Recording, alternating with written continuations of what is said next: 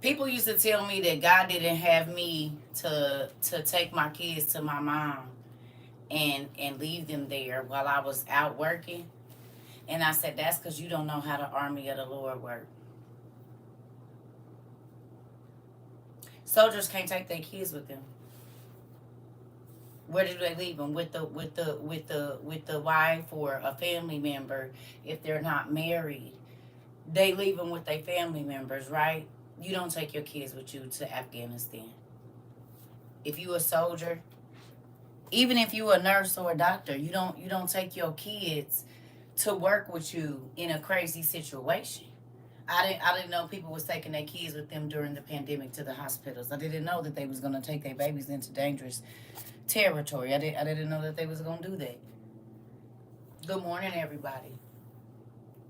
And so you never know what God is gonna call you to do, because plenty of times God was about to send me through something that it probably wouldn't have been good for my kids to see. So he would have me send my kids to my auntie or send my kids to my mom, because might have been getting ready to go through 3 to 6 months of some crazy stuff. It just depends on what was getting ready to happen. But once I understood that it's not what people say about what God is using you for, it's what God tells you he's going to use you for, my life got a lot easier, and I didn't care if people understood what God was making me go through. You heard me? Good morning, y'all. I didn't care. I didn't care if you approved or didn't approve. And guess what? Still don't. Still don't approve. I don't care. Like, it don't. And I'm not saying I don't care. I'm saying if God ain't pleased with me, I don't care who he is. Because I can please everybody, be a people pleaser, everybody around me, and God despise me. You know what I mean? I don't care. I don't care. Good morning. I do not care. So with that, good morning and afternoon. Happy Mother's Day, y'all. I did take off yesterday. I wasn't working online. I was making soap and stuff. And get ready. We got to make a new order of journals. So it might be about a week or two. If you were some of the last people that purchased or donated to get one, we need some more. We're out. So I'm going to have to order some more. So it might take a week or two to get here. But as soon as they do, I will get them out to you. Okay? Y'all still love me a little bit? Because I sent all the other ones out. But I think some people didn't understand the ordering process. So I'm going to have to email some folks and stuff like that. I don't know. I don't know. I don't know. So with that, who happy Mother's Day. Who's been watching Evil, y'all? We gonna get back to this here in a minute, but who's been watching Evil? I made it to the third season, and baby, let me tell you something.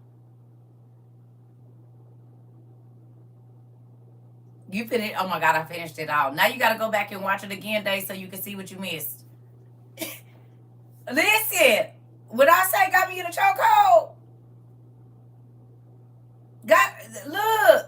I was just when I say my mind is blown, it's almost like that. Even though I don't, you said I know. I just said that. Ooh, it's evil.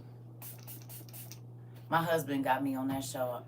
I have to go back and watch it. Oh my God, One Love. Listen, if it ain't everything, everything, everything. Do y'all see everything we? Do y'all see everything we? Don't say that, Tom. Don't say that. Because we need people. When you say stuff like that, I think you was in the class when I told somebody else don't say that too. We need people. That's the problem. And this is why people are not ready for spiritual warfare, because folks say stuff like that. It's going to be even scarier in person. I know, but you said that. And so then when people, they won't. I just don't need y'all to use the S word. Okay? Because that can deter people from going to get the help they need over there, so that they can understand they're not crazy. You said everything. Love you. We don't use the S word because that deters folks. I love you. Yeah. So with that, y'all, what is going on? Goodness gracious, the nigga can hardly see. So with that, y'all, please be taking notes. I know I love you too. I already know. I already know I love you too, sir. And I'm very grateful that for the past 2 years you have been in my life and my nieces. And if she's sitting right there, tell her I love her and give you a little pinch under the arm or something. No, never mind. That's elderly abuse. Never mind. You can't do that. Don't pinch them, girl, if you over there. Don't pinch them. That's elderly abuse. I forgot. You cannot pinch the elderly. But sometimes you be wanting to because they be cutting up the elderly. Tone is a part of the elderly now. I know my nieces be like, "Oh, auntie, thank you," because goodness gracious, he be getting on my nerves. It's a part of, it's the cycle. I already know. So, real quick, let's do a little exercise. Who's up for an exercise? Anybody want to do an exercise? She said, yes. Baby, I know I be trying to help y'all out. That's why I beat on his head like I do. So he can get off y'all nerves. I be trying. Right. I be trying. So listen. Y'all ready for an exercise or no? It's Monday. We got to get the brain working. On the top of your paper, if you got one, or wherever you take your notes at, I need you to write, did you try Jesus? Or you can say, did I try Jesus? Because we talk about it, but then when it come down to us doing it, we don't. A lot of us don't. Oh, you said ouch. Uh-oh.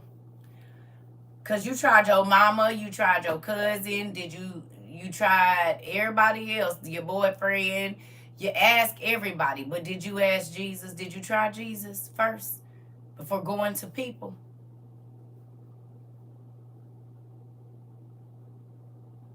Even for information that you want to be revealed, did you ask God first or did you ask Google?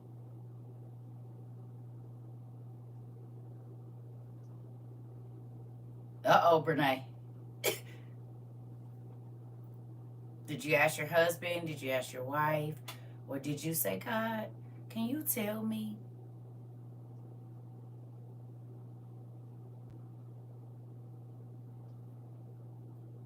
So let me ask you a question. I need you to find me 5 instances in the Bible where a person tried Jesus and their life changed. Or they tried God before Jesus came here. So they basically said, okay, I want to see what you're going to do. And then tell me what happened. I need 5 examples. You can find in the beginning. It don't have to just be Jesus. It could be God. Because before God was showing people how big he is. So give me an example where God or Jesus, when a person ran into them, their life was changed. Something happened. They tried him, whether it be they kid, they whatever, they enemy. Give me 5 examples of people. Okay, Job. Okay. Let's try not to look for the obvious. Let's go deeper and try to look and see. Yeah, Abraham. Okay, but I want y'all to find some other, the ones that are not most popular. Hannah. Okay. And what happened though? What happened in their life, y'all? Y'all gotta tell me what happened in their life.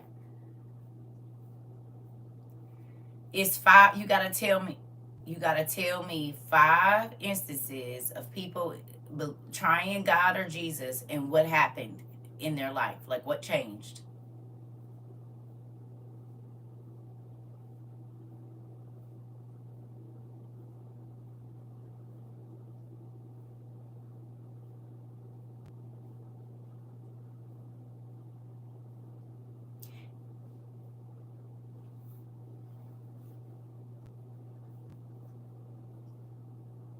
In order for someone to try you, there has to be a task given.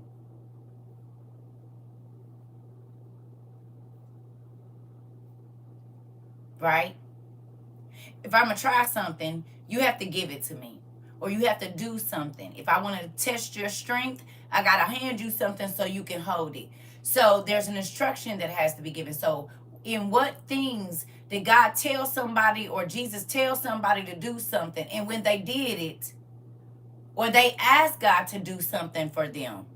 That's because that Abraham tried, God tried Abraham, but I'm saying I need instances where people tried God. They said, okay, I want to see something. I want to see something. Y'all telling me instances of where God tried people. I'm asking y'all, what about the people that tried God?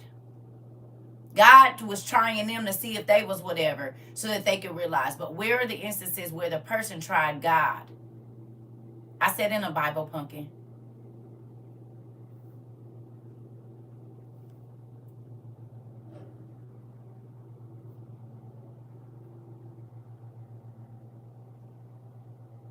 Rahab.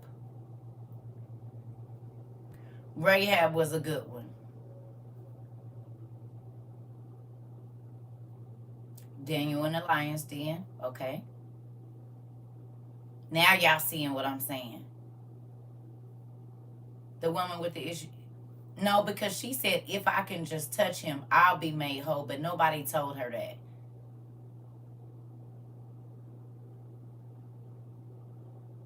She said that out of her mouth, if I can touch him. I need y'all to listen. Where she didn't say Jesus, God didn't say to her, you know, hey, touch me. She made that up in her own mind to do. I'm saying where there was an instruction given and they had to see God do what he said he was going to do. Or they said, Gideon. Gideon is a good one.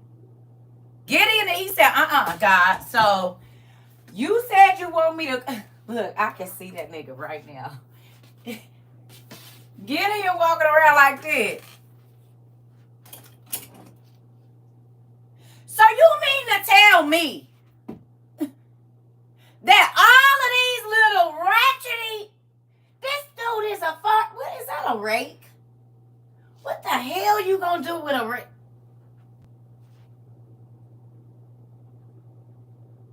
Is that a pan? Do you see those guys over there? Yeah, what do you have? A hoe. Right. Okay, let's see your weapon. What do you have? Is that a stick? You get... Okay, God. Okay, wait a minute. No. Now, I thought I heard you. Okay, you guys dismissed. No. Those are great weapons. Amazing weapons. But you know what? Go ahead and grab something. I'm going to go over here for a minute. I just need to, get my mind together, get our strategy together, I can see this nigga like, God, come on. Like, do you see these niggas? He got a stick, God. A stick. He got a rake. He brought his wife's pan. In the last fight I lost. So, they dumped me on my head and embarrassed me. You want me to... And we supposed to... Oh, man. We're dead.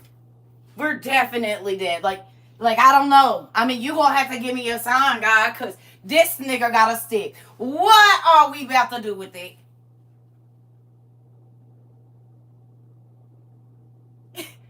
Could y'all imagine? See, you know what I'm gonna do? Somebody told me to try God, so I'm about to. Okay. All right. So, okay. So, I'm gonna lay this fleece out here. Okay? I'm gonna lay this out there. I'm gonna go to sleep.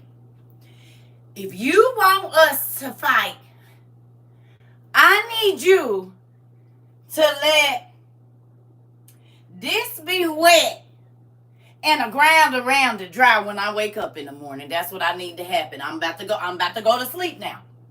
I ain't gonna touch it. Ain't nobody gonna be over here.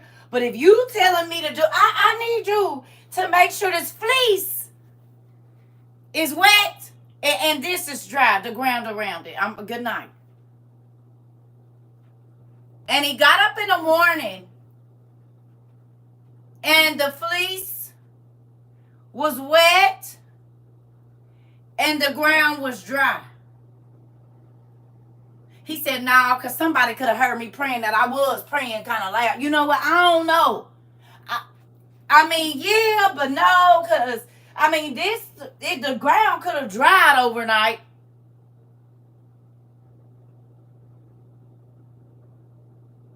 This heavy, it's kind of thick. You know what I'm saying? So if the dew made this way, and then that's why. And it's hot already, so you know what I'm saying? That's why this still, you know. So he got up the next morning, made it through that day, irritated. I could see him sitting there. People, I don't know. Man, bro, just go do something.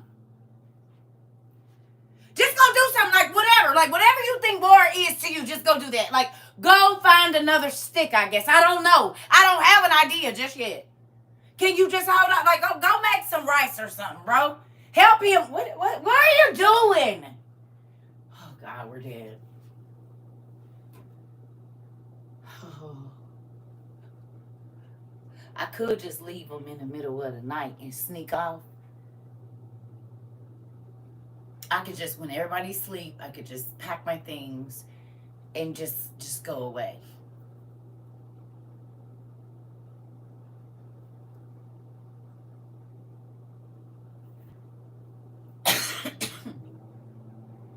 He said, "But you know what? I'm going to get this one more try. Because I believe you, God. But I ain't never been in no situation like this before.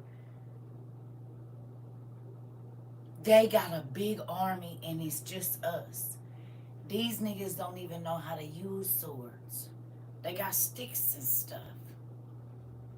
And a pan. Granted, it's a heavy pan, but it's still a pan." Right? So he said, "Okay, if you really want me to do this, really, I'm about to go to bed. But when I wake up in the morning, I need this ground to be soaking wet. And I need this to be dry. And then I know this is what we supposed to do. And you going to be with us when we go." Anybody know what happened? Granted, it's a heavy pan, but it's just still a pan. And they got swords and shields. We over here with sticks and a rake. He got his white pan. I don't know what we supposed to do there, but okay.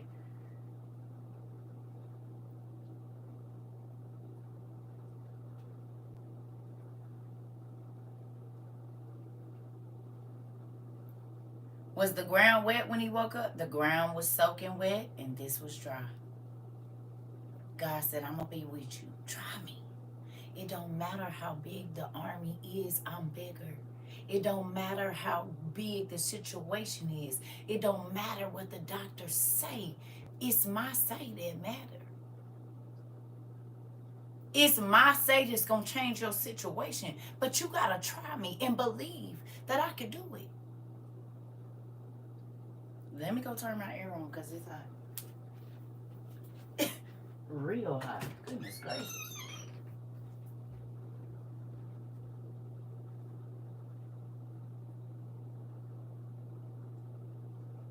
My air be on 68.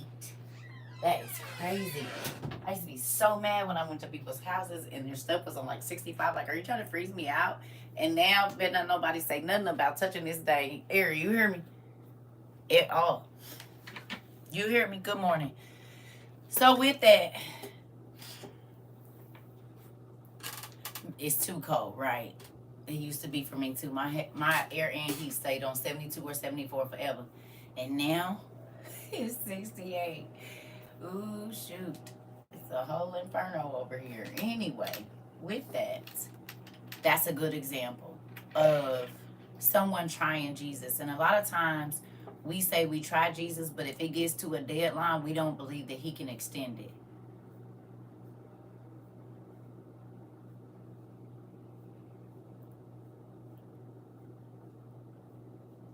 You hear me? 78 and not even on, right? Yeah, I can't. It's about 70. It's about to get to 67 here now. Hello.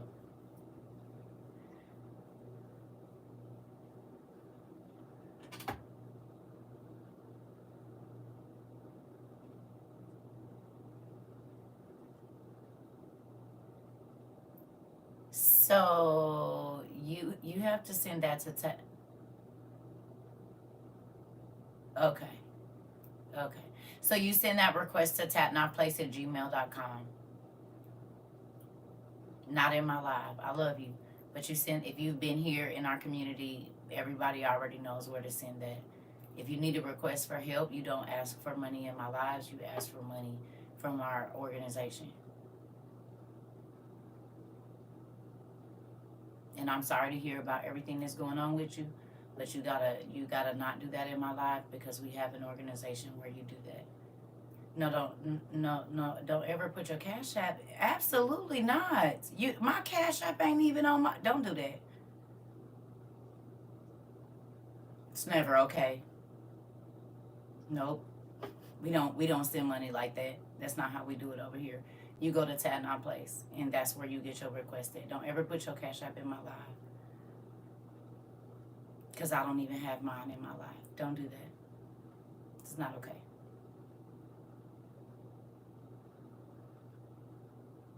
If you have a situation, you send an email to tatnotplace@gmail.com, and then we will go there. But don't. It's never okay to ask for money in my life.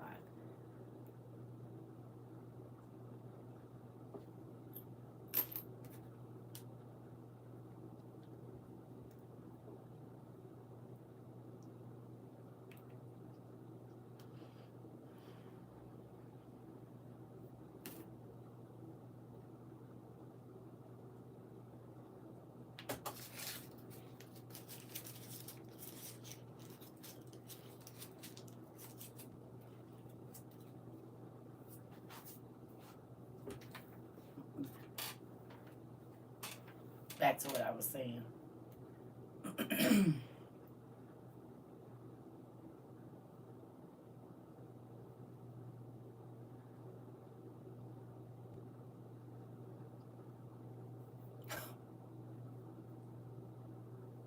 I don't know if people understand. Moving on.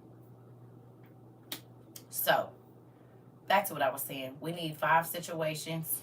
We got that. That was a good one. I need another situation where a person tried God. I don't let people in my life.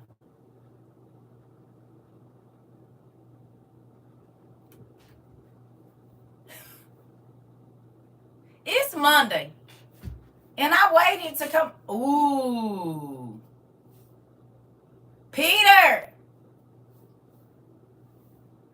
Thank you, Miss Trina.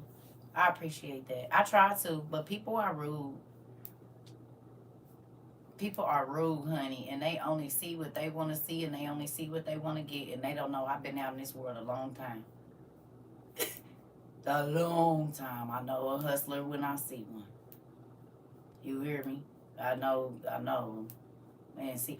So, I'm just going to say this. Who remembers the picture that I showed y'all of CERCA as a little girl, and I told y'all both of the people on side me was smiling, and I was looking over like this. They looking this way smiling, and I'm looking over in the corner, and I showed y'all the picture. I had that yellow turtleneck on. Y'all remember? Y'all remember? I showed y'all. It was any of y'all. You remember Kiva? Okay. That the nun is me.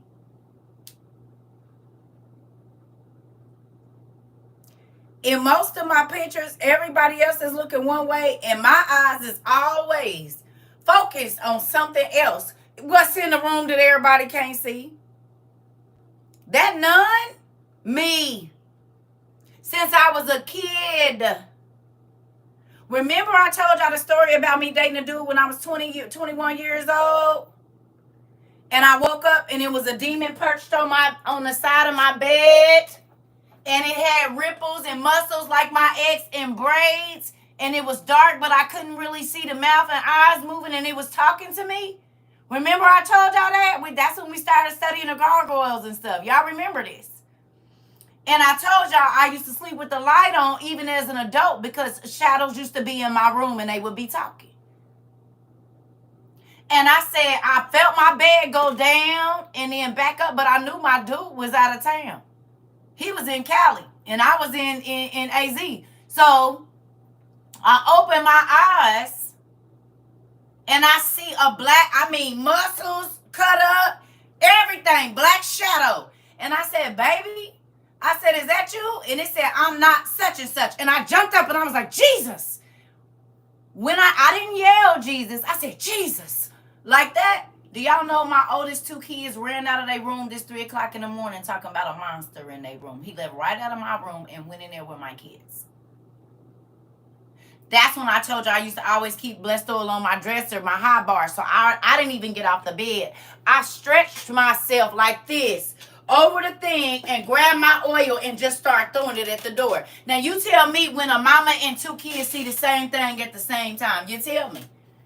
My kids was 2 and 4. They was 2 and 4. It's not a game. And my whole life since I was a kid, I have been seeing spirits. And that's why I don't like going to everybody's house. And that's why I told y'all the kids be like, TT, you see that monster? Don't come over here with that. Don't ask. The kids always take me to where they scared. TT, I'm scared. Why you don't tell your mom and daddy? Why do y'all wait till I come over here and act like I am the Ghostbuster? Because I am.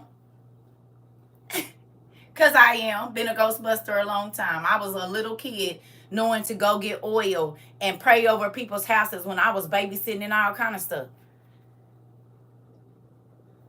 And a lot more of it be happening overseas. Come on. Oh, I already know. One of my homeboys told me about when he was over there in Afghanistan in the early 2000s. The stuff they used to see. And that's why I don't talk to him no more because, he was a family friend. But, yeah, he came back. He left 18, 19 years old. He came back messed up after that. He said there's stuff you can't explain. He talked about these big old spirits, these big old land crab things, like all kinds of stuff that they saw over there.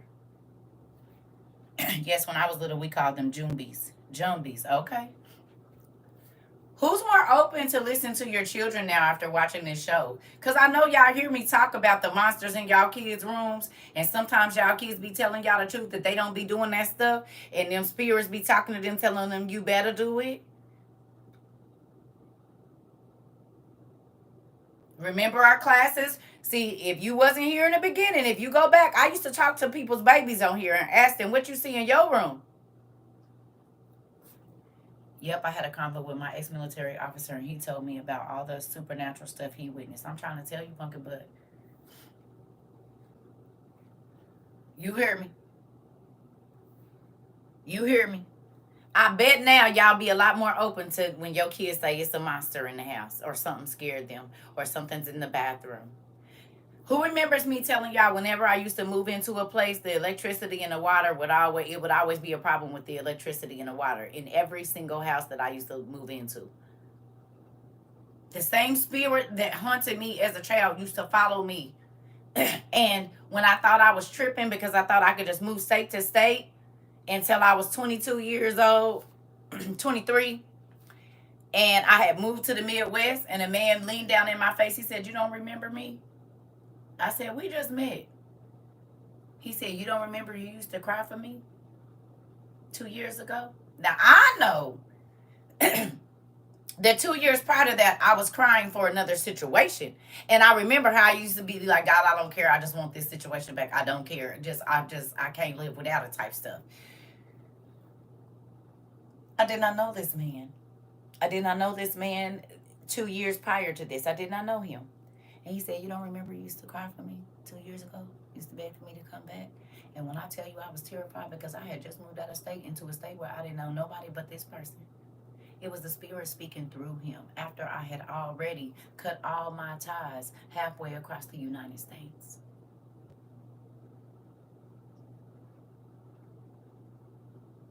He said, "You don't remember you used to cry for me?" I called my old pastor as soon as he left, and I said, "What do you mean?" She said, "You think spirits got boundaries? They can be here, and then on the West Coast and in the East Coast. They don't. They're not bound by states. They're not bound by miles. He just inhabited a different body." And then this man, after only knowing me 2 months, started to stalk me and torture me. He would move things around in my house to make me think I was going crazy. But the last person that I had been with was a private investigator. And he stalked people for a living. Doctors, lawyers, everybody. That's what he did. He was a private investigator. So then to get with this person that can tell me every conversation I'm having, where I am at all times and all of this, it was a little unnerving. But I realized spirits don't have the boundaries that we have. They can follow you wherever you go. And sometimes, if you leave a situation, they be waiting for you to come back. Let me ask you a question. Who went and watched Imaginary? Who went and watched Imaginary?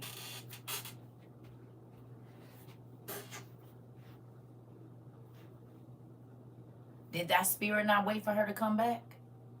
It left because it went over to the older white lady's house and was in her ear, talking to her while the girl was gone. And then as soon as it came back and the house was swept clean and all decorated all nice because her father had been out of there, what happened? That spirit tried to inhabit that same young lady that it tried to inhabit when she was 5. So the word came true even in that movie. And drove her dad crazy. Come on now. So that she had to come back. Yes. No. Where is it? I don't think it's on Netflix. I think it's on Prime or something. You'll have to check. Yeah. Okay, thank you. Because I couldn't remember. We'd be watching so much stuff. So even watching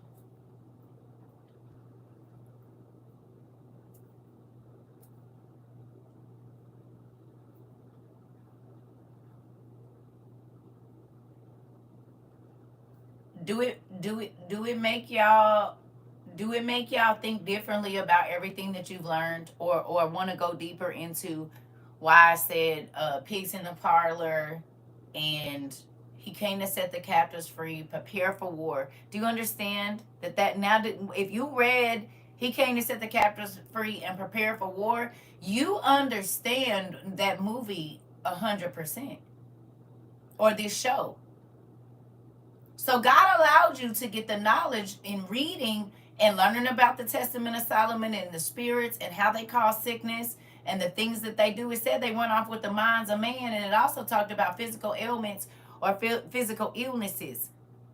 I told my sister go watch it and help her understand why that was happening. Listen. And there are some people that have a gift. Okay, so now y'all see why I used to always ask y'all think I'm crazy? It's okay. It's okay if you do, because what I'm telling you was real. And this is why CERCA don't be around a lot of people. I told y'all that I used to see animal faces on people's faces, but God would be allowing me to know that the animalistic behavior. So then I would have to go, if he showed me a weasel, I would have to go study how a weasel move. If he showed me, whatever he showed me on their face, their characteristics lines up with it perfectly. And how they conduct themselves in the public, because weasels are slimy and they're always hiding things and trying to smile while hiding something and all of the, and they move very quickly and very like I don't know how just like rigid movements and all of this, right? Unless they're creeping And then, so when he would show me this animalistic, when I go and I look up that person, like when I go look up how that animal, if they move in packs, if they move by themselves, if they are, a person that's going to go get it first, or if they're going to wait until somebody else goes to get it and then try to get some, all of that kind of stuff, like it lines up. Yes, you hear me? So this is why, like, listen. Now y'all understand why I go so hard, because we've been taught that the demons are the people you see dressed in black or without the makeup on. Them be the sweetest people most times you find. The real Satanists and the real people that do that stuff, you wouldn't even know they do it because they hiding behind a costume. How many times have y'all heard me say that?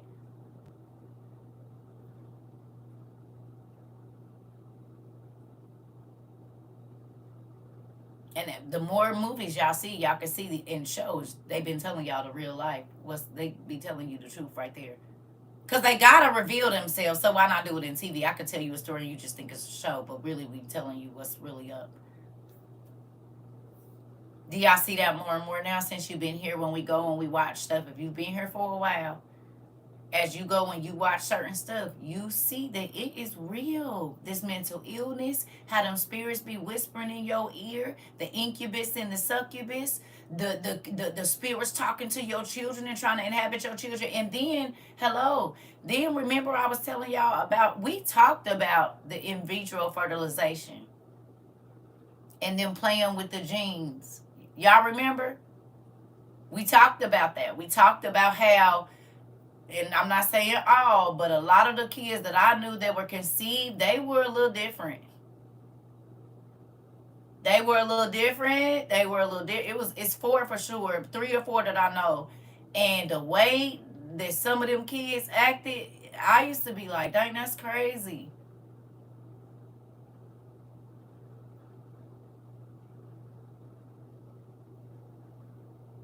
Me and my daughter had an imaginary friend called Cain. I ran from my oil and water. Yeah, it's a real thing.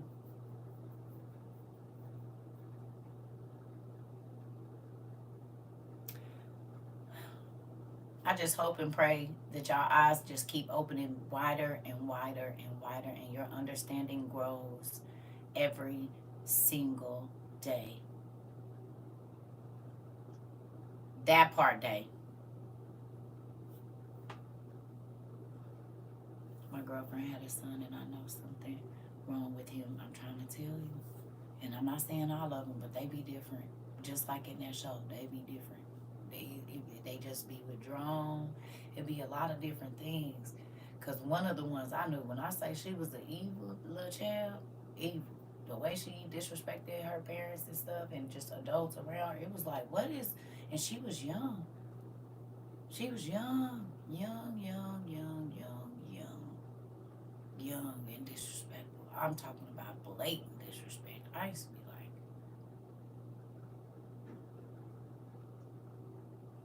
your sister said someone sit on her bed last night and she think it was her daughter that passed. I said, no, it was not her. Come on. Can I ask y'all a question? Do this show make y'all think about your life? And what people try to tell you didn't see and you was overreacting, or it was something you ate? Who remembers us talking about nocturnal emissions? That it be somebody there. Remember we did the class on nocturnal emissions? And I said, that ain't in your mind, that's real. Because them spirits used to be alive. They was people. They know what they like.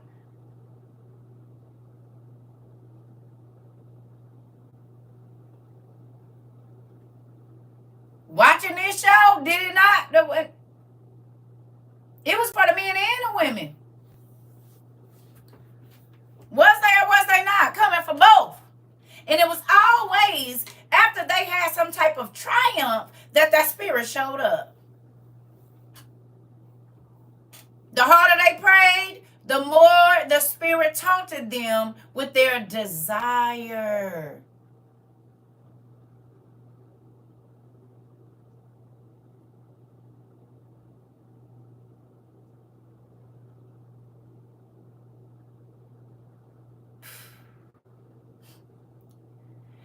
When I tell y'all that show, and I know it's a lot. It's a lot. But that has been my life. I told y'all them people sent a letter to my house when I was 27 years old. My name was not in that apartment wasn't even in my name. Townhome wasn't even in my name. None of the bills was in my name or nothing. Do you hear me? How do you send a letter? I ain't been here a week. I ain't even put in a change of address from the other state I just moved from. How do you send me a letter when my name ain't on no mailbox, no post office box, no nothing?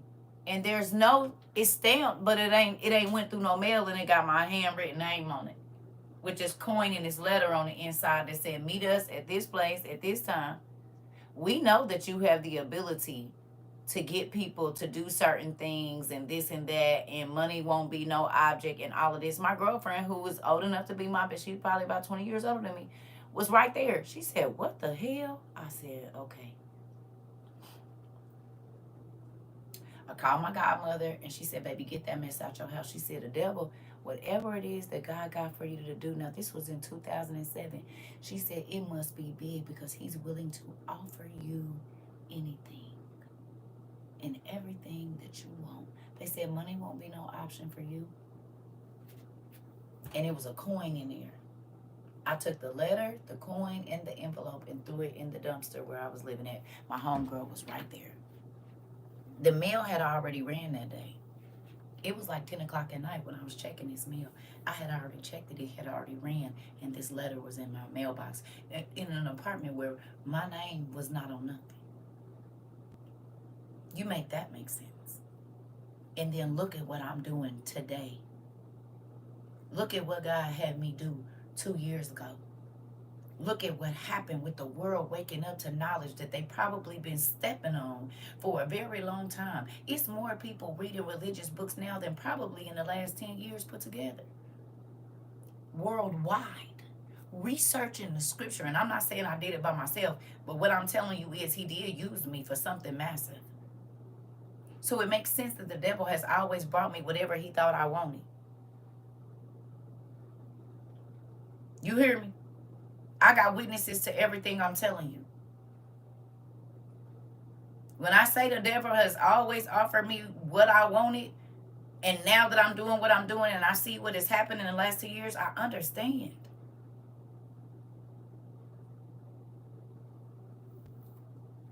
A young gentleman was talking about the same thing. They sent him a letter. I'm trying to tell you. I'm trying to tell you. And that's why I don't care what nobody. I didn't be, listen. They been knowing who I was. And that's why I don't want nothing they got to offer, because God told me it's not real. It's not real. I'm trying to tell you. So watching this show is mind-blowing to me, because a lot of it is my life. Ooh. Getting called crazy. I used to tell people, you don't want to go over there. You don't need to do that. Remember I told you? And they'd be like, who are you to tell me?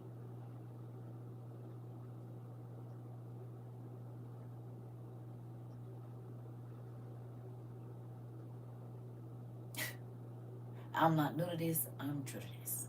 Been doing it a long, long time. But you acting like something doesn't exist does not make it not a threat to you.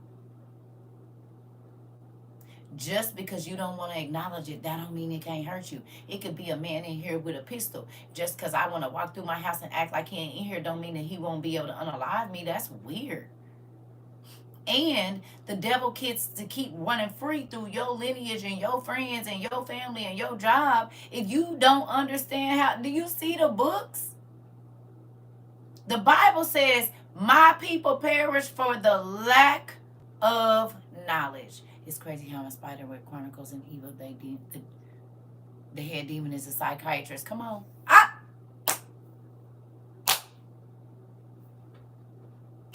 They. What's the word medicine? What is our word for medicine? What is our word for medicine? Come on now. If y'all watching the show, what is the original word for pharmacy mean?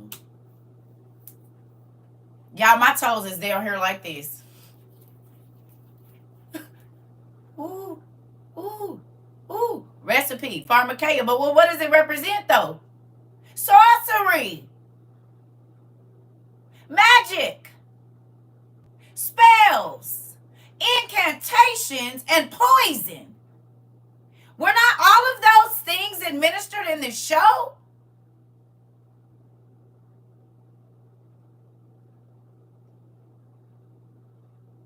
Evil.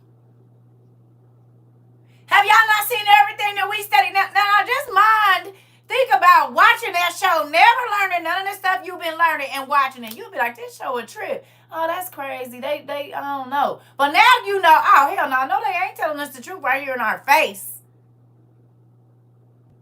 Making people think, listen, y'all. I know y'all saw the symbols, them sigils, and was like, OMG.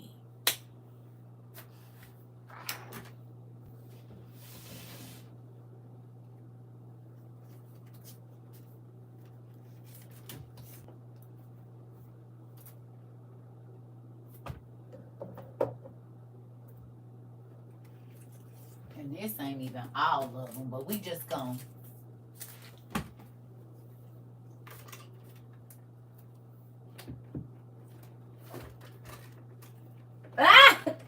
Don't do it.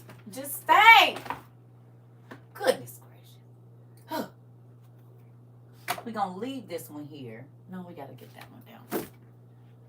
Dad, I need you to help me with. Okay. All right.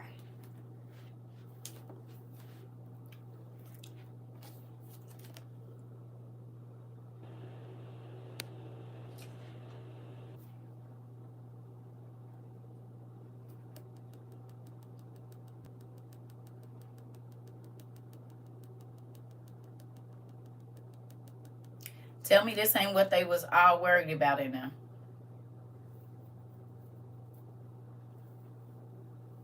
The sigils. The sigils. The sigils.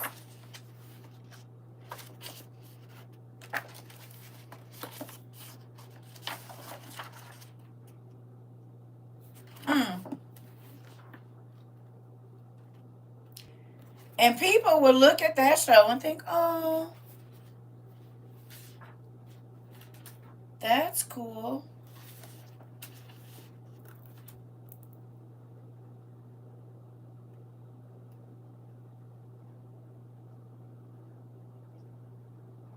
Is this the thing for Scribble?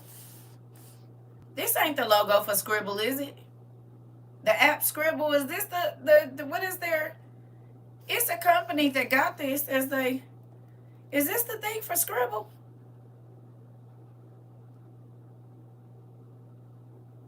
We didn't see all of this though.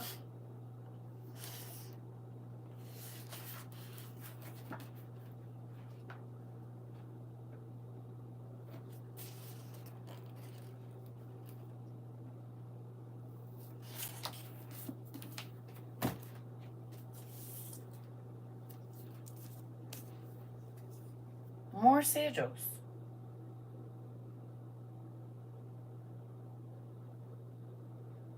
That was what was going under the girl's skin, wasn't it? Ain't that how it looked under that girl's skin and under them people's skin? This.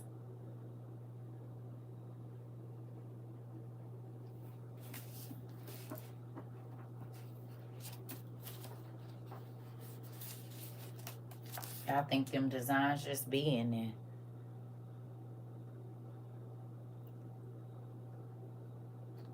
There go y'all target sign. And that's how they teach you how to draw a duck in art class.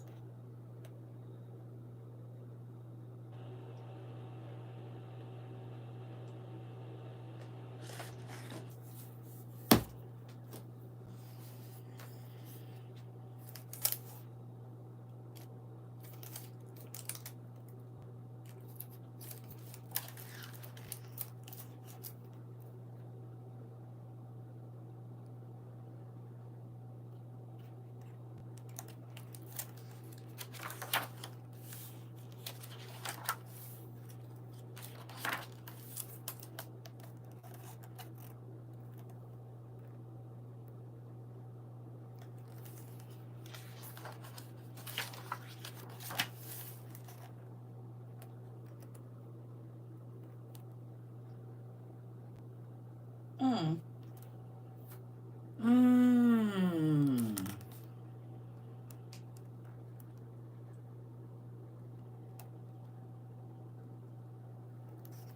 Mm.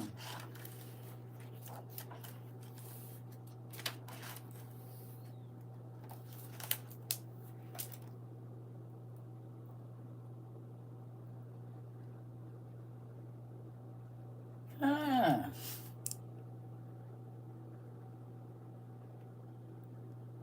What's that down there? More sigils for the god. Oh. Oh. Oh.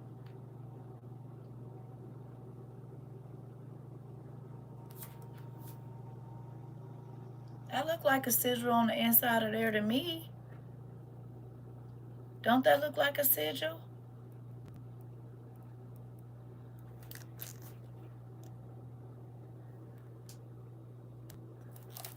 Has any ever paid any the fish? Is this all up in the if this is it this however it this I don't know how to say it.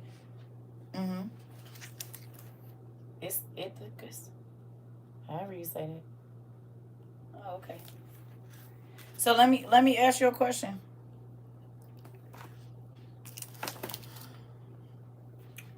It is. It is. It definitely is. And that's why I don't put none of that stuff in my car. So, hey, Pumpkin. So look at this. Think about this. The Ankh. Do we think that might have been the symbol for the Anak? Because Ankh, how we say Ankh and Anak,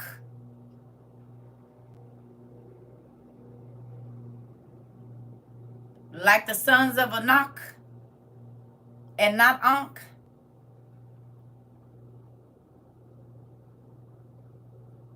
Who were to be worshipped as gods, the sons of Anak or Ankh.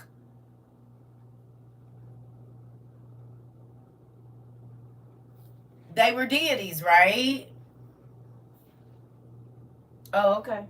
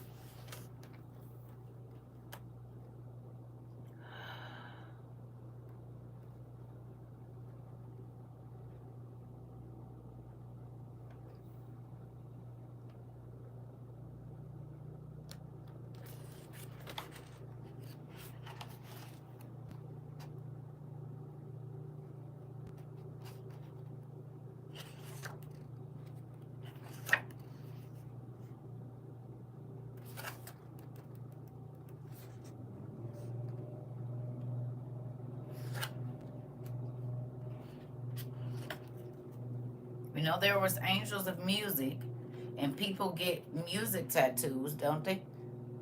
Dragons, dinosaurs.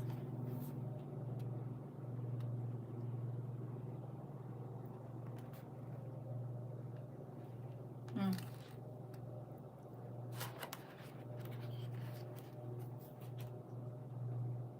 More symbols. Hey, sugar. What do we have here?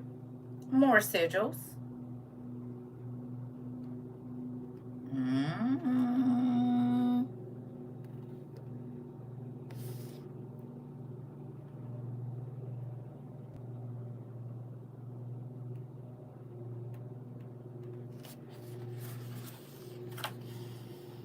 And more sigils. Oh, there go the animals.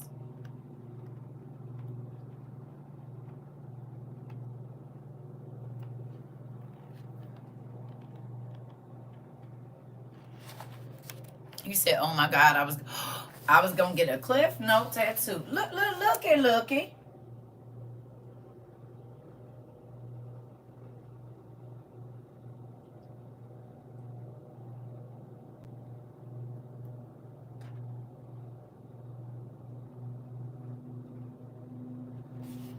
Why does RX mean take?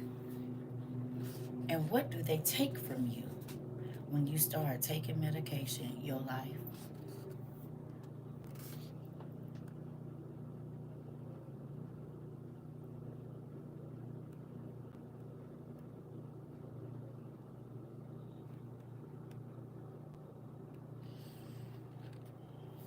And you still want to walk around and I don't care that you doing too much and you doing too damn little.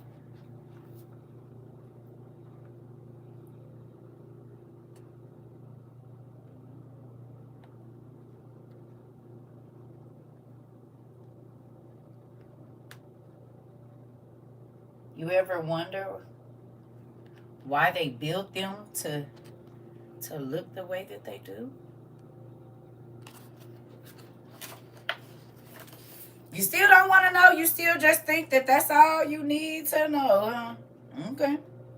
Because look at this. And who do they represent?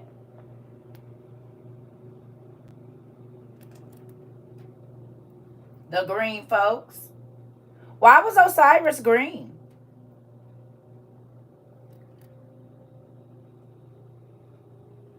You can get this on Amazon. Which I did send out books. I did a lot of work yesterday too. I was supposed to be off, but I did a lot of work. So for those of y'all that wonder why we watching the shows we watching, because we understand. Who likes watching these shows now? Not because they like, oh, you watching that old Evo show? Actually, it's a documentary. It was good. I worked, made some soap, got some more OTPs. I'm always working. And my white mama was here. She said, do you ever not work? I said, no, but now you get to see what I do when I'm not online. She's like, you've been doing, yeah. I said, I did that yesterday. Okay. She said, because you said, I already did it. And I'm about to do this. And then I got to do that. And then. So understand, when I'm not on here, I'm still working. Sometimes I don't even. Can we put in a vacation request for you? No, Mari. No. Yes. Because actually, that's what I've been doing. I've been trying to. You said, tell me who HR is, Dad. It's evil, y'all. Evil. I've been watching it for 2 days. I'm almost done. So much information I'm trying to tell you. And then Auntie said Griffin is even worse, or Bella, or whatever. Thank you. You said I enjoy the show. I could not watch them before. Now it's pause, rewind, and write down, rewatch. I'm trying to tell. Now do y'all see why I always had to have me a journal around me? And now do y'all see why I said it was hard for people to watch TV with me? Do y'all get me now? Because I understood every single thing that was going on. I really understood. Because I done seen every symbol. I'm paying attention to the background. Listen, here, know your enemy. Come on, love life. Can't watch TV without a pen and paper now. Yes. Can't watch you cannot watch it without a pen and paper now. Like, wait. Snap. You probably got all kind of pictures. You going to see what language it is. I want to talk about something so bad. Yeah. It's called evil, y'all. Evil. It's called evil. And listen to me.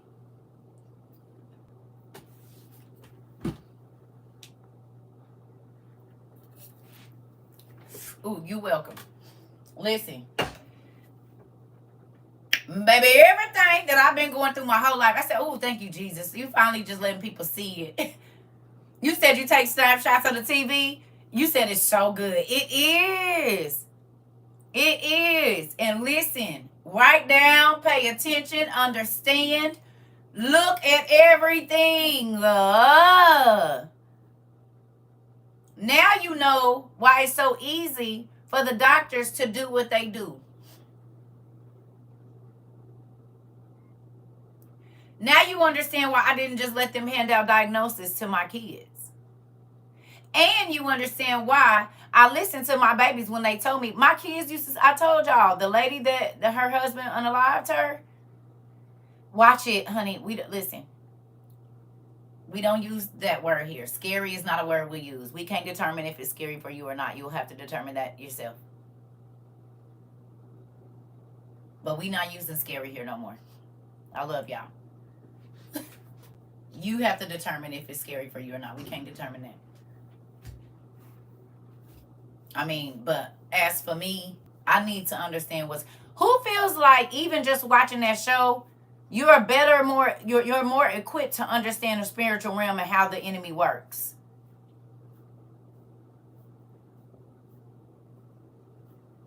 No, I don't. You'll just know when they coming out. But I sent out books. They gonna take a while to get to you because they on back order and all kinds of stuff. But I sent out books. You'll get them. I promise.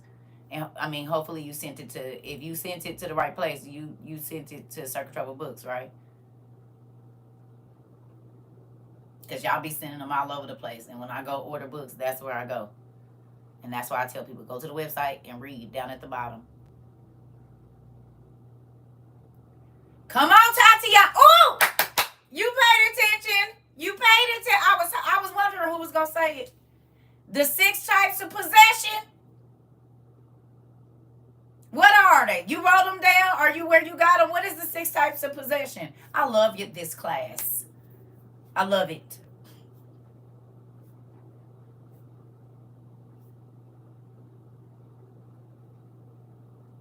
I love it. Demonic possession. Oh, demonic infestation. What's the other ones? Demonic obsession.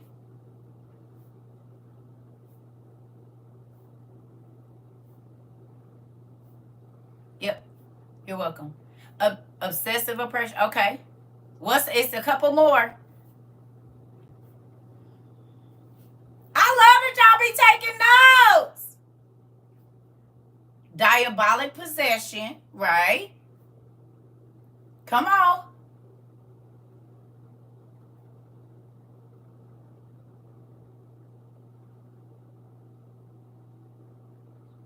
Who remembers what I told y'all Lucifer's main magic trick that he didn't use forever?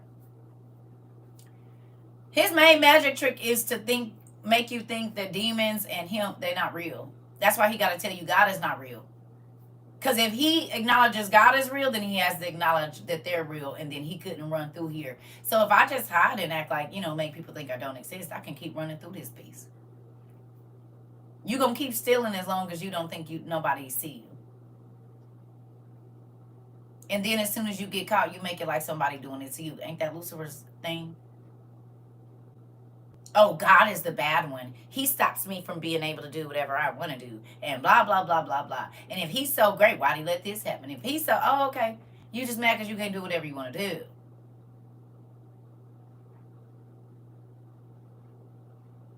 Period.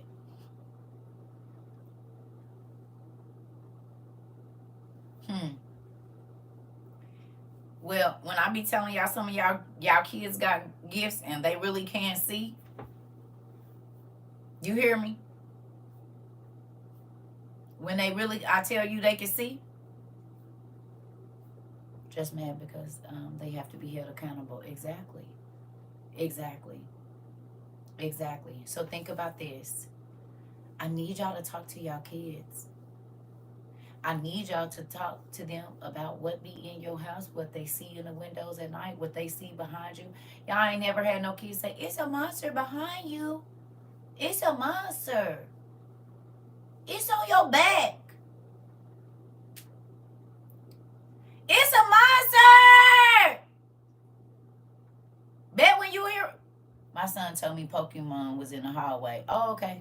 Remember I told you Pokemon was in my son's room? Remember? He snuck that coin home after the little boy next door. I told him he couldn't play with him because Pokemon is a pocket monster. Oh, you're going to put the monster in your pocket.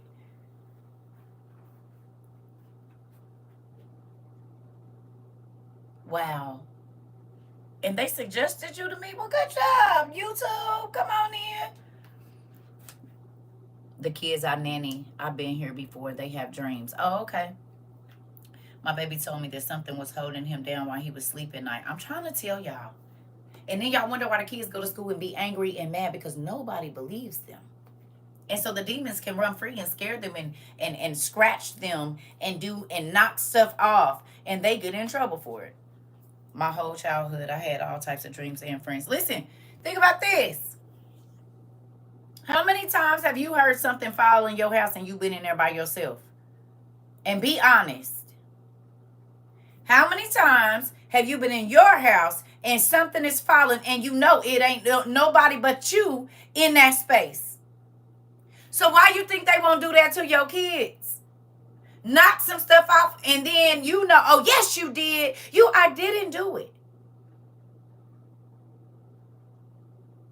So if something can fall when you didn't touch it, it can definitely fall. And that demon wants you to isolate and blame your child and send them to their room so they can torture them. How about that?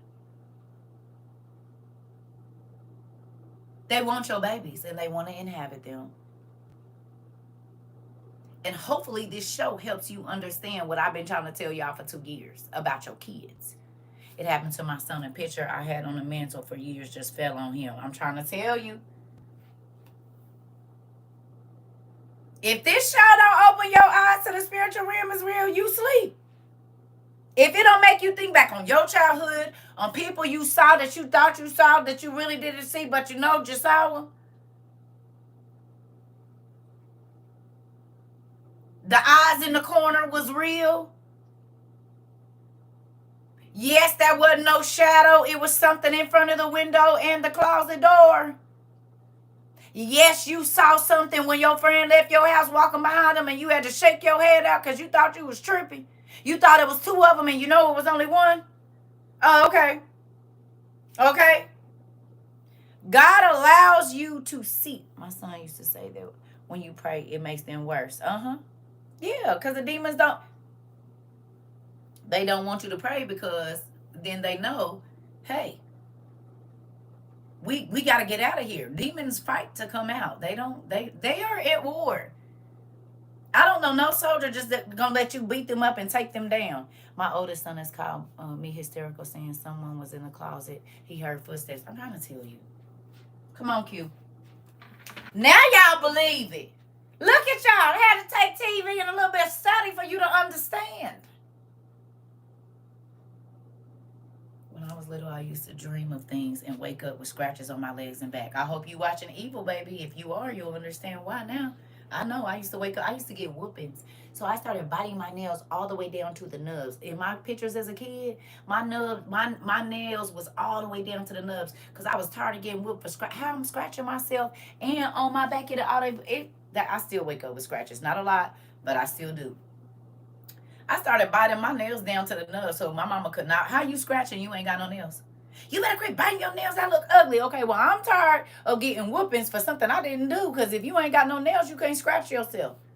So who's scratching me in the middle of the night? All up my legs, all up my back. I didn't do that. I used to wake up under my bed. My big brothers wasn't. Sometimes it'll just be me and my little brother at home because my brothers was working. So who put me under the bed? Because my mama was at work too.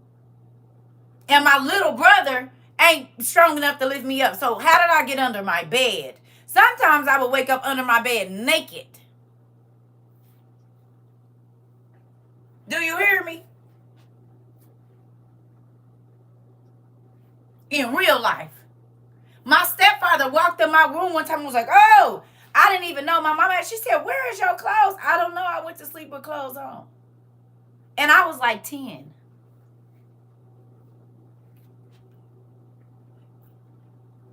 I'm trying to tell you. And they worked nights, so nobody was there.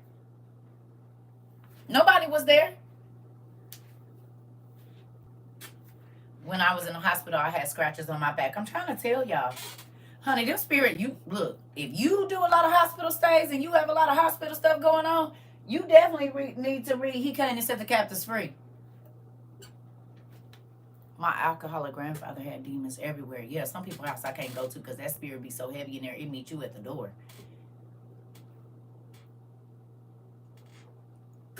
Yeah. But you got to think about it. When I was a little kid, I did not know that God had gave me the gift of prophecy. So I used to see dreams. I've been journaling since I was like 4 or 5 years old, writing down because I've been reading since I was 3. But by the time I was 6, I had several full journals, honey. I've been writing my whole life because nobody believed nothing I said. So I used to just write it down. And I would have dreams, and I would try to tell my mama about my. She'd be like, "Be quiet! You trying to be grown? You was listening to my conversation." No, I wasn't. I had this dream on this day. I dream all sorts of things. I used to dream, and nobody ever paid attention to me, so I just started writing them down.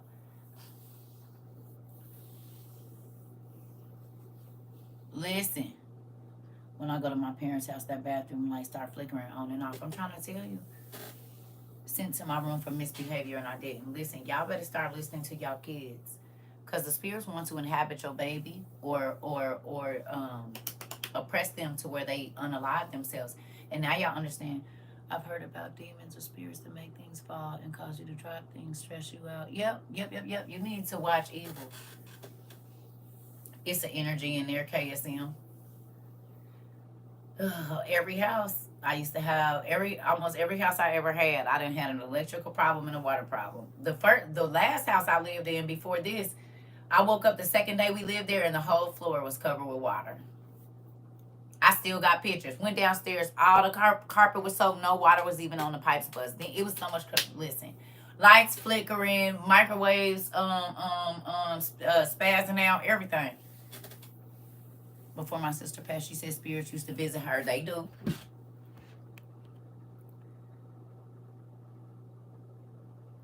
But she wasn't afraid of them anymore and told them, "You can get out or come and get in the bed with her." Wow. Mm-hmm. Yep. I pray with my son and I tell him when I'm not around, you need to call on the name of Jesus. And do, girl, my kids, honey, listen. I'm talking about my kids was 6 and 7 years old. They see something in the house, they go into the door because we kept the blessed oil like by the door. Baby, my kids was 6 and 7, honey, and they be like, mommy, I don't want them to come back over here because they got a weird feeling about them. I taught my children to listen to their spiritual intuition. I didn't tell them they was crazy. I listened and I'm trying to tell y'all, my daughter, the first time she met this man, the lady was doing their hair, and me and the young lady ended up becoming friends. The first time she was like 10, she said, "Mommy, he'll do something real bad."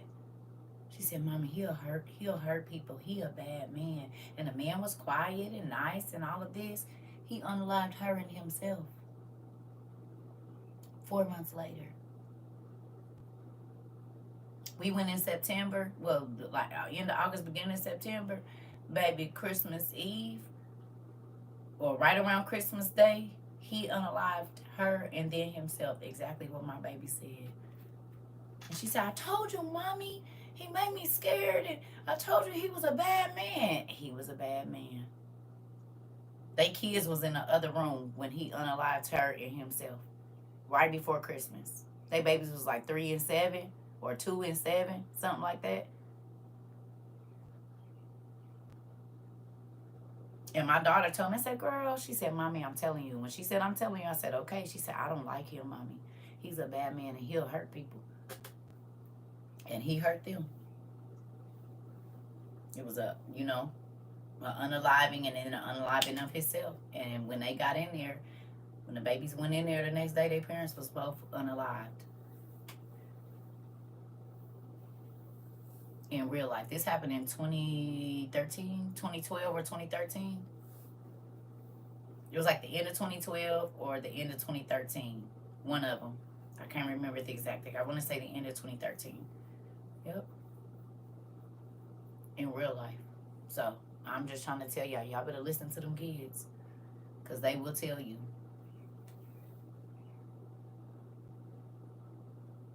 Yeah, I have to anoint, like, I haven't had to do it as much, but in my younger years, oh yeah, I used to have to anoint my body every night.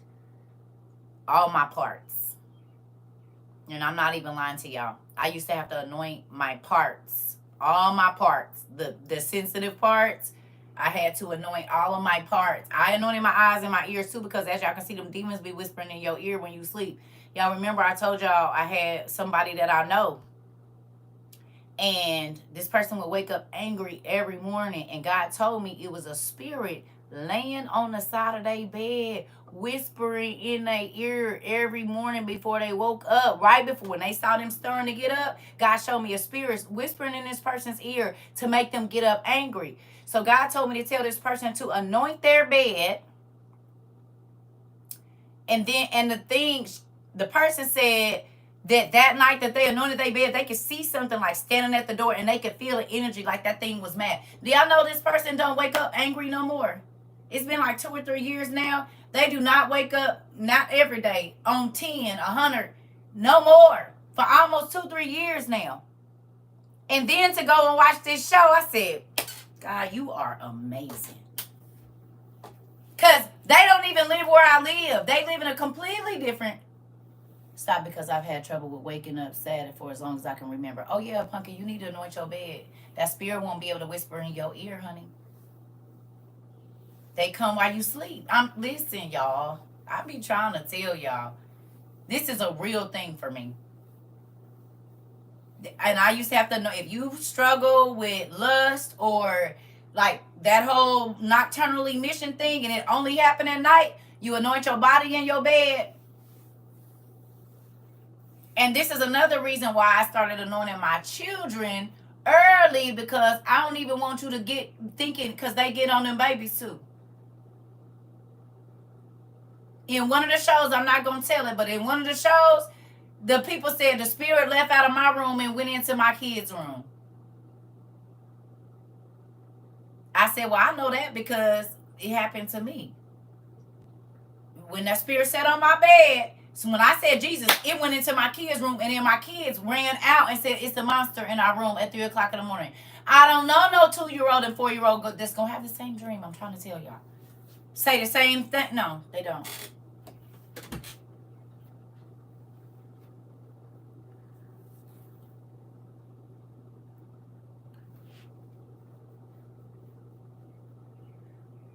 What if you're in a hurry and can't anoint with oil at the moment? Can you still pray? Yes. But you still need to anoint your bed, the 4 posts. I'm going to tell y'all what I used to do. So if this was my kid's bed, I always do the 4 posts of the bed. And I take my finger around the headboard and the footboard just at the bottom. And you ain't got to grease it up. Just, and in the ground around their bed, I would anoint it. Because it's a barrier here. Now, you might be able to stand over there in the closet and just stand there, but you ain't going to be able to come over here and get up on this bed with my kid. No. I got tired of being woke up with night terrors, honey. I'm going to tell y'all something, too. And it's a lot of parents that's not going to like this. I don't care. When you in sin, them demons get to come in and torment your children. So if you start dating a new person and your kids start having nightmares, night terrors, they scared to go, or all of a sudden they acting withdrawn, that person brought an entity with them. And while you laid up, that entity will torment your children. While you in the room, the spirit that came with them leaves out of the room with you because you preoccupied and go attack your babies. In real life. In real life. In real life. So if you're single, or even, I hate to say it, you cheating on your spouse, all of a sudden your kids start having nightmares, you brought that demon in the house. You brought them in. Sin is an invitation. They get to stay there as long as you're in that sin. That spirit gets to stay in your home.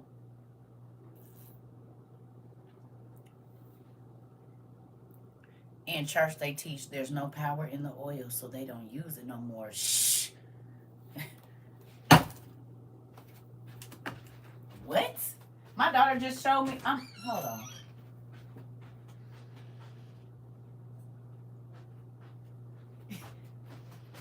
I don't care what they do. They don't, well, the Bible said it's a whole bunch of believers.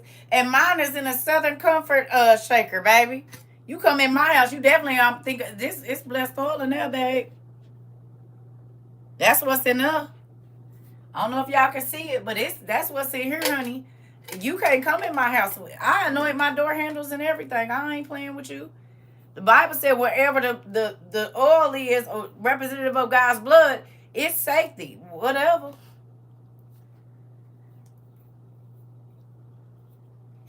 No.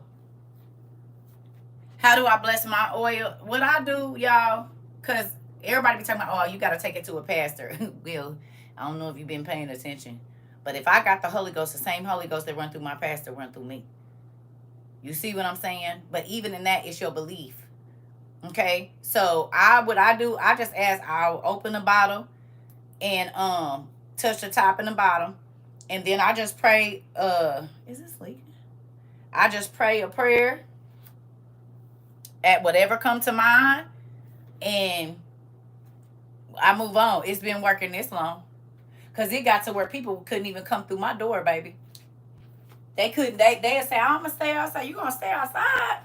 Oh, I forgot, the devil gotta be invited in. He can't just walk in your house. He can't just walk in your house. He gotta be invited. Just like vampires. Demons have to be invited, and sin invites them in. Sin is like giving them an Airbnb, and then they don't leave. Even if they don't got the money, they just gonna keep tearing up the property. So when you continually like go into sin knowingly, yeah, it's like you just gave them a whole free Airbnb, and they gonna turn up, use your body whenever they feel like it, not deal with none of the repercussions of being crazy, because you got to deal with that, like the owner of the home. The person that tears up the house don't have to repair and pay nobody to repair that. The person that owns the house does. So when you let sin stay in your life, it's like letting the Airbnb or stay in your crib without paying, and they just in there tearing up your stuff. Eventually, if they leave, if there's anything left, you still have to repair that, and you're dealing with that. I'm like, so y'all changing a lot of stuff in the house of the Lord. Listen, why you think I be over here, Mari? I'm gonna read for myself and see what God got to say. And it's so funny because he's speaking way, way loud out here. So it seemed like he was a little muzzled when I was in church. Now it's loud and clear. Yes. Listen, I learned a lot of different things about being, and that's why I said I'm grateful for this experience. I don't want to go back to no fake church existence. I need to understand how to fight this enemy that's coming for me, my grandkids, and my kids, my friends, my loved ones, the people I know. Like, what good is doing all that? Hallelujah! Thank you, Jesus, God. Thank you, Lord. Hallelujah! And you ain't got no power. He said, y'all sound like clanking cymbals. Y'all, he said, even the demons believe. What that mean?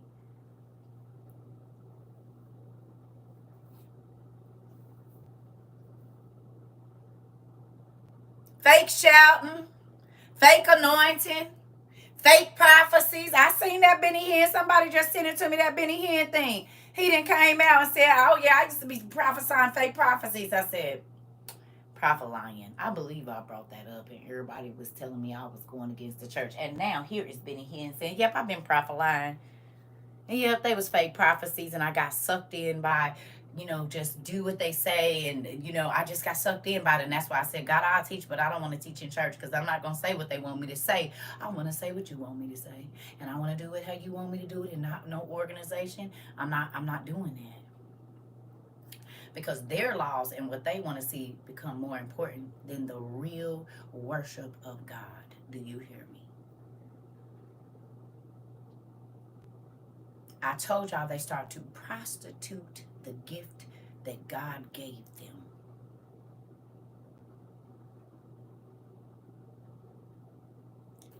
For prosperity.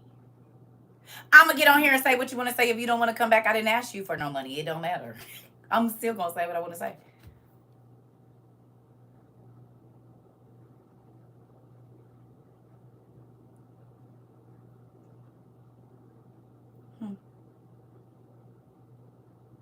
But you want to tell me to cover my head and cover my stomach. I'm spitting what God tell me to tell over here. Y'all going back over there with them actors. I told y'all they was showing them. I said, we not acting. We live in real life. We don't have religion. We have relationship. And relationship is ugly sometimes. Like this right here. Relationship don't always look perfect, honey. Relationship look like Whitney and Bobby just getting out the car. Walk and let's go. Tina and I. Because me and my dad done had some rumbles up in here about what he want me to do. I ain't doing nothing. Yes, you is. No, I ain't. Hair all messed up because I done been in here trying to fight with God. I'm limping and stuff because I don't know he that man. You know what I'm saying? And I can't win against him. Nigga then woke up in the hospital like, oh, what's wrong? I tried to kick God and I got burned on my leg. Huh? And then he said, cover up, and I did it, and I got a, and then I was acting real vain, and then I don't want to fight no more. You said you want me to do what day? Okay. Hold on 1 second, y'all. Hold on. Hello. Hey. How'd it go?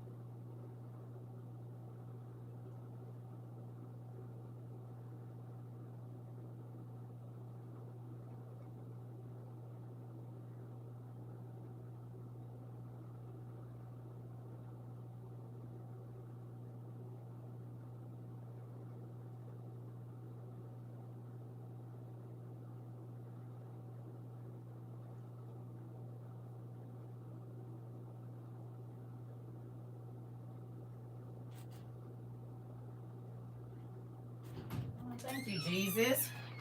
That was a call about restoration. Look at God. Yeah, that was a call about restoration. I prayed a prayer last night. I said, God, I need you to move in this person's life. And he did. And he did. I just got the call. You hear me? Y'all don't be y'all use y'all words, but y'all be using y'all words for the wrong thing, honey. God says, speak those things as though they were, and I do. And you ain't about to keep me talking about nothing that made me feel bad. I'm not going to do that. The amount of knowledge I receive daily is amazing. Come on now. I only want y'all to get in the practice of talking about what it is. And listen, who want to know a secret? I'm about to show y'all something. I just had this conversation with y'all niece this morning. Who want to know something? I want to show you something. Y'all want to know something today? Who want to know something today? I'm going to show you a secret. 2 things. Who was here when I told y'all I had just looked at this book in the show and said I was going to go look it up and go searching for it because I had never seen it before? And then when I went to my P.O. box on Friday, so that had been Thursday. Friday when I went to my P.O. box, this was in there, and this is the book that was in the show. Mr. Michael had already sent it to me. So God knew that I was going to go and watch the show Evil. He knew that this specific book was going to intrigue my interest. And before I could even ask, it was sitting at the post. I hadn't even watched the show yet. Nobody was here with me. And I said, oh my God. Because some other people saw that book, this book in there. Y'all saw this book in the show. We just started watching. I just started watching it last week. At the end, like Wednesday. Okay? By Thursday night, I had got to the episode where this book was in there. And I said, oh, I ain't never seen or heard of that book. I said, I'm going to go look it up. But I had forgot all about it. Go to my box, and Mr. Michael had already sent it to me. I didn't even have to go look it up or nothing. God had already sent it to me. It was already sitting. Wait, the information that I wanted was sitting and waiting on me. I didn't have to wait. All I had to do was think, God, I want to know what's in that book. He said, okay. As a matter of fact, it's already waiting on you. It's already waiting on you. Do you know that you are not waiting on your blessings? Your blessings is waiting on you to walk in the way that God wants you to walk. And I told you, it's just like Sonic coins, Mario Brother coins. As long as you're going in the way that you're supposed to go, everything you need is going to be taken care of. When you start walking when you transgress God's word and you going the other way, it ain't no blessings that way for you. So if you feel like all of a sudden the things that you have been wanting to see are coming to you right now, that's because you getting on track with where God wants you. You're not going to keep buying your kid nothing and they keep doing the opposite of what it is that you tell them to do. You're going to stop. I'm not buying you nothing until you can listen. I'm going to feed you. I'm going to make sure you got what you need. But the extras, you won't see them until you listening. It's the same thing with God. He's a just God. So he's going to take care of you. He's going to give you what you need. But the overflow and the abundance or whatever it is that you're trying to get to, you ain't going to see it until you line it up. And that ain't being perfect and going to church. That's getting up every day and asking God, what is it that you want me to do? How do you want me to act today? Who do you want me to talk to? Most times when we talking to God, we asking for something. Do you ever offer your services to him so he can pay you?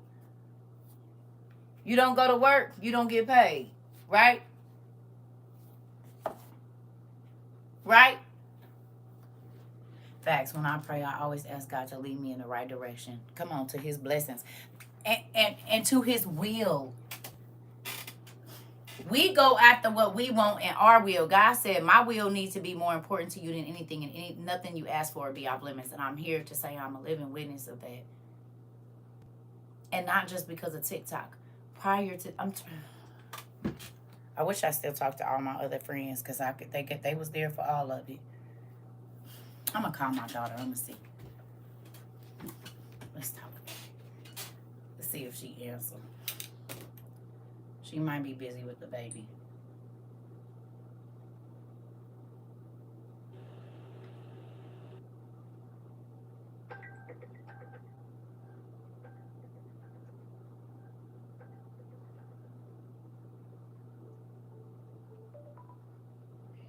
You in the shower?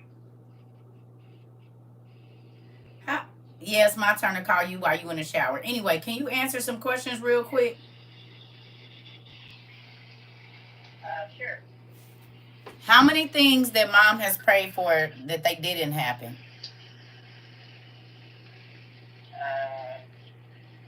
Not too many. Okay. And even when our situations was crazy, didn't I always talk about what I wanted to see? Yeah. And even before TikTok, did mom say what she wanted and it came? Yeah, spookily. Spookily, yeah. She said. Oh, okay. Thank you, Pumpkin. I love you. All right, love you. Wait. Huh? Good questions. If you ask me questions. You think I can make my baby's birthday cake scraps? One of your followers if they can make her. They can hear you and don't do that. I'm on live. I'm just saying, not for free. Oh, yeah, we got cake people. Got you. Okay. My daughter said, is there somebody that want to make her daughter's birthday cake? If you okay, or cupcakes. I'll get them your stuff. Yeah. Okay. All right, bye. So if we got a cake, I'm like, wait a minute. You see, she said not for free. She'll pay. But if we got any cake designers, and you'll probably have to ship it unless you're in Indy. My daughter is looking for a cake designer for her baby's birthday. So If somebody wanna, if you do like cakes and pies and all of that, if y'all can ship the cakes, I don't know how y'all do that, but you know that part. She said she got her money, so yeah, I don't know. Anyway, you see how they do. But she got her money. So if y'all know a good cake designer, somebody in your family or something, shoot me an email so I can send it to her so they get, because the baby birthday in about 3 weeks, I think. Yeah. Mm-hmm. So back to what I was saying. I'm trying to tell y'all I don't tell y'all nothing I don't do. Thank you so much. I'm trying to tell y'all this is stuff I did. I've been teaching my kids. I used to tell them I don't got no money. You gonna have to ask God, but He'll bring it to you, and He would. They asked me for stuff. I said, I don't got money for that. Y'all know what? That child called me chunky again today. She said, Mom, I didn't realize how round your face is. You know what that means, Mom? You didn't got big. She just said it in a nice way. So this is the same one that told me, have I measured with it? And I said, what? And she said, my back. And then 2 weeks later, she says to me, you know, I never really realized how round your face is. I said, bye. I'm just saying, Mom, your face got real round. Get y'all niece, get y'all cousin, because she always coming for me. Always. And this is why I had no problem talking crazy to kids, because they talk crazy to me all the time. I told y'all I showed her my food, my crab stuff. Crab. This your baby queen. You already know who it is. She said, yo, this morning, I'm getting ready to get in the tub. Now, I done called her back. She in the shower. Talking about some, Mom, your face round. I didn't realize how round your face and got. It's the same one that said to me just 2 weeks ago. Have you measured it? What? Your back, because it's big. Really?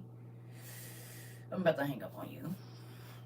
Yes. I thought she was asking me, did I measure my piece of fish? She said, did you I said, what, this fish? She said, no, your back. I said, oh, okay, because that's fat. I said, all right. Click. Right, Sarah. You're not going to keep coming for me. You're not going to keep coming for me. You're not. Between her and Mari and Daniel, I don't know who the worst. I'm just, he said, I saw the struggle in the beginning, Auntie. Woo. Daniel talking about, yeah, you was real skinny. We couldn't even hardly see you. You was real invisible. Petty self. I'm innocent until proven guilty. We got the screenshots to prove it. We got the screenshots. Listen, it is, girl. My back then got real big. It had. It's okay. I'm old. Listen here. Chastity, I'm trying to tell you. My kids, they do not care. But, I mean, yeah. But they ain't kids, though. They grown. Hell. 21 ain't no kid. You is grown. Hurt my face. You know you was missing meals. There he go right there. There go Daniel. He been wanting to say something. He was like, yep, so I actually wasn't missing no meals. But coming out of a stressful relationship, you know. And at that time, I let everybody in the house eat before I ate. Twice. I didn't eat until everybody in my house then ate twice. And I'm talking about breakfast and dinner and then doubles on plates. And then I would eat. Now I get to eat everything, and that's the problem. Can one make their house for worship and gatherings, or is it best not to invite it to keep it safe? No, yeah, you can invite people. Just pay attention to who. Yeah, my cord was very flat, and now it's not. It's flat without the L. It's flat without the L. No. See, I'm right, Mr. Mills. I ate it, just wasn't the amount of calories I eat right now. Yeah, I'm a little plushy. You said it, a little plushy and fluffy. It's okay. It is what it is. What I'm gonna do? Cause I ain't about to work out. I'm not about to do it. So I had my run. I had my run. After 20 good years of looking like I work out and I didn't, I'm fine with it. I had about 25 years, maybe 30. I'm good. I don't need no more. I didn't have my time. It's okay if stuff get to getting out of place now. I ain't trying to look. I'm okay with getting old. Thank you so much, Daniel. I'm. That's right. Right. Right. I'm grown, baby. I had my time to walk around. I don't care. If you don't like my extra cinnamon rolls, then it is what it is. Got a few waffles on this side. If you don't like breakfast food, just move on, huh? Find something that fits your taste. That's all. Cause it's a lot of bread around here. Donuts around the stomach and stuff. You don't care for yeast items, then yeah, I don't know what to tell you. Just go over there to the flatbread, I guess. I'm 44. Thank you. My grandbaby has been following your classes. I just got her both volumes of the Supergrapha. How old is she, Steph? How old is your grandbaby? Breads are amazing. And if you like flatbread, though, you're going to have to go over there because this bread got a whole bunch of layers and stuff in it. She's 11? No way.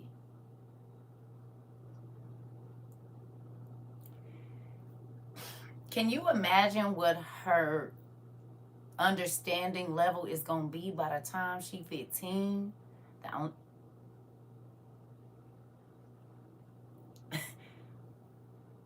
going to act like I didn't see that. Got to put some butter on it. With strawberry and blueberry syrup and is. I love her too. If you can't handle a donut or two, it ain't for you. That part I'm trying to tell you. Miss Janet, look here. Listen, you said I'm 33. Hope you ready. Hope I'm ready for what?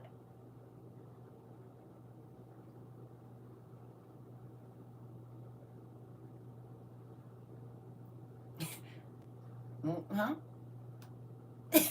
What? To get married. You want an old bee, huh? I'm not no sugar mama. So if you looking for a sugar mama, honey, you done came to the wrong place because I'm not no sugar mama. But is your back strong? And can you cook? And do you know how to tell your mama no before we talk about anything? Because if your back ain't strong, you don't know how to cook, and you don't know how to tell your mama no, we will never get married. And do your knees work? I need to understand. Those are 2 requirements that you're going to have.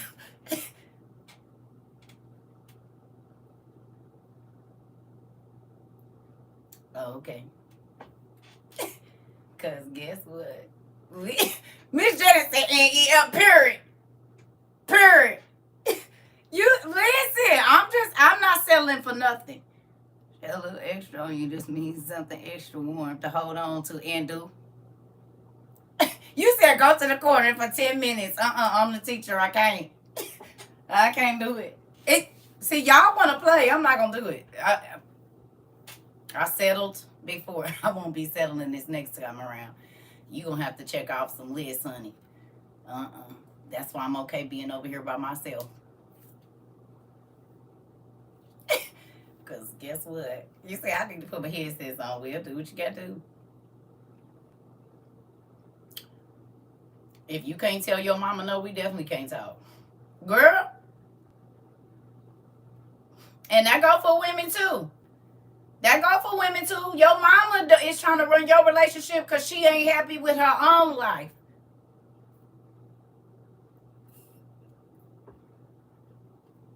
Your friend trying to run your relationship because she jealous.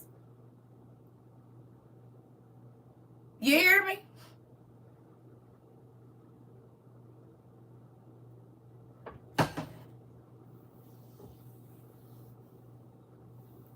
Anybody that got more to say to you about your life, okay? Anybody that got something to say about wait a minute, why is you so invested in my life is what I want to understand. Because my life don't affect your life at all. Unless I'm calling you and asking you for stuff or something like that. But other than that, what I do in my house don't affect you, just like what you do in your house don't affect me. And I think a lot of people get so comfortable. You tell your older kids this all the time. I'm trying to, girl, listen. I don't know nothing about my kids' relationships unless they call me and start talking to me about it. I do not call and ask them, how was your relationship? I don't ask nothing about their relationship. Now, I do ask, like, if they using protection or stuff like that, because I want my kid to be safe. But other than that, I'm not asking nothing. Do the nigga hit on you? Is he treating you right? That's all I need to know. Other than that, you going to deal with what you going to deal with. Because me talking about him crazy ain't going to make you leave him. That's going to make you stay longer. I don't got nothing to say. Unless you call and ask me for advice, I don't offer it. Now, if you calling me venting, I'm going to talk to you about some things that try to help so you don't got to do this no more. But other than that, me and my cousin worry about me and my life. Like, girl, please get you one. I'm trying to tell you, I don't have no time. Okay. I got to run to the restroom real quick, y'all. And then we'll do a little bit of class, and then I'm going to get off because I have my own business that pays me too. And you know what's so crazy? People be mad when you don't want to divulge information. Why are you so worried about what's going on in my life? Tell me what's going on in your life. I'm trying to tell you. People that always want to talk about everybody else, what's going on with you? Tell me what's going on with your life. Tell me what's going on with what's going on with you. Quit asking me questions about me. If I've been on the phone with you more than 10 minutes and you ask me more than 7 questions, I know what's up. That don't have nothing to do with your life. Well, how your kids doing? Well, how's this going? Well, is you talking to your mama? You ain't heard nothing from your ex. Why the hell do it matter? Facts, I'm so private. Y'all know my business more than most people. I'm trying to tell you. You better pay attention to it. Person call you, ask. I'm studying in trust law and implementing what I know. I'm trying to tell you.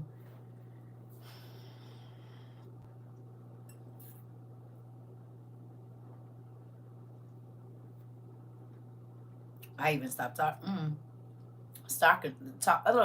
to her months. Yeah. Baby, I got so many boundaries. And I'm not talking about whatever. You just can't. Like, if you call and you asking me about somebody I ain't talked to in 5 or 10 years, you call trying to tell me about a story from back in the day. That's why, like, whoever, it had to have been a person in my class the other day that knew me from a long time ago when I used to wear my hair blonde and braided and I worked in a club, because that's when I did that, right? So somebody thought they was being funny in here the other day, came in when we was doing our music, and was like, I wish you would go back to the CERCA that had the blonde braids, and do you miss working in the club? I guess you thought you was gonna embarrass me, but one, I showed the picture of when I had blonde braids, and everybody over here know I used to work in the club. So whatever it is that you thought that you was, whatever reaction you thought you was gonna get, I don't live a fake life.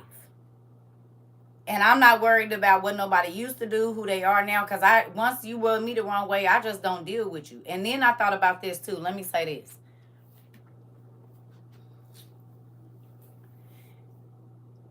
If you want to know if you the one to be offensive, if you want to know if you was the one in the wrong, just look like me. People can say what they want about me, but I don't be trying to find y'all. So 9 times out of 10, I'm probably not the person that was the reason we don't talk, because I don't be looking for you. I don't ask nobody about what's going on in your life. I don't try to find your social media. I don't want to be bothered with you. So you can say whatever you want trying to make me remember, but I don't want to remember you. That's homegirls, homeboys, church folks. I don't care. If I didn't have a good time with you, like, we might have had some good times, but if overall my interactions with you left a nasty taste in my mouth, guess what I got for you? Nothing. I don't have conversation. I don't want you in my lives. Like, you are not in my life, probably because of something you did. Because I'm a very forgiving person. I deal with a lot. You hear me? Do you understand?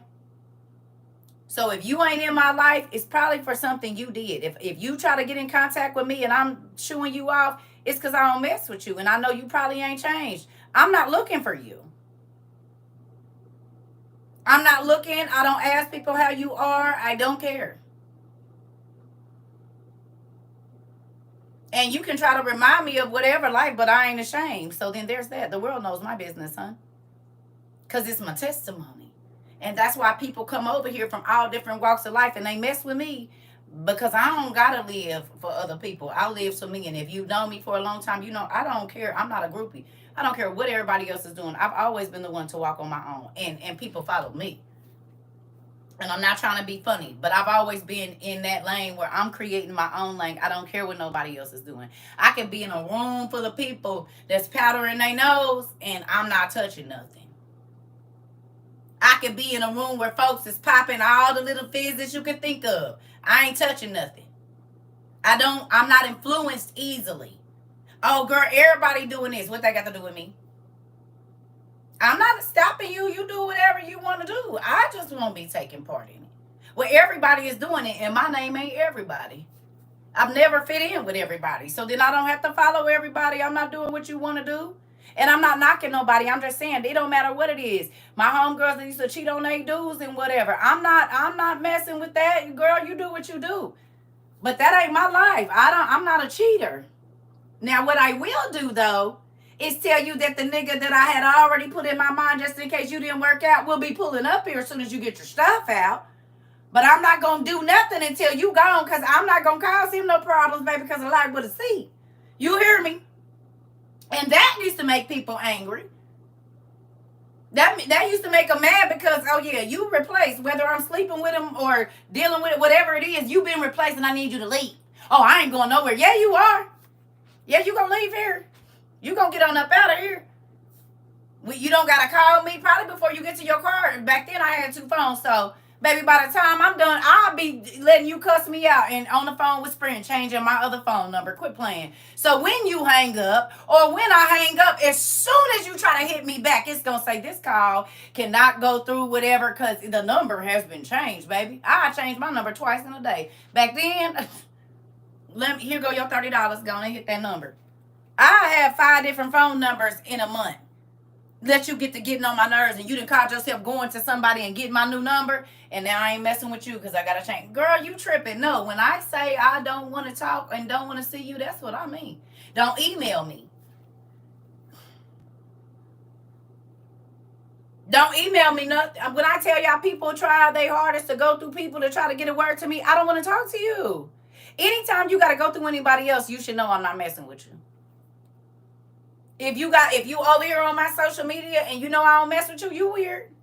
Because I guarantee you I'm not on your social media. I ain't talk to nobody you know, and I don't care. I'm too busy trying to live my life like I was when you knew me. From whatever age, wherever you met me at, I always walked alone. I ain't never been a crowd person. Because I noticed that the crowd, it wasn't what it was all cut up to be. And so then I always been on my own. By myself. I might have a person I'm hanging out with for, a homegirl or whatever, but once envy and jealousy, I told you I used to see that too much. So once I peeped that you was envious or jealous, or every time I say something, you trying to one-up me, or, that the whole, what is it, backhanded comments? You cute, but, oh, I would have wore that, but I would have wore it like this, or, oh, I don't give a damn, because first of all, we don't even got the same body shape, so you telling me what you don't like about what I'm wearing don't matter because you couldn't wear it.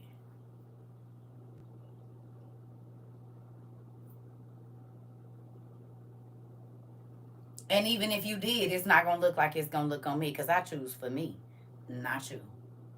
When you go buy something, I go buy it to try to one up you like, oh, I'm going to do that and I'm going to look better in it. And I don't care.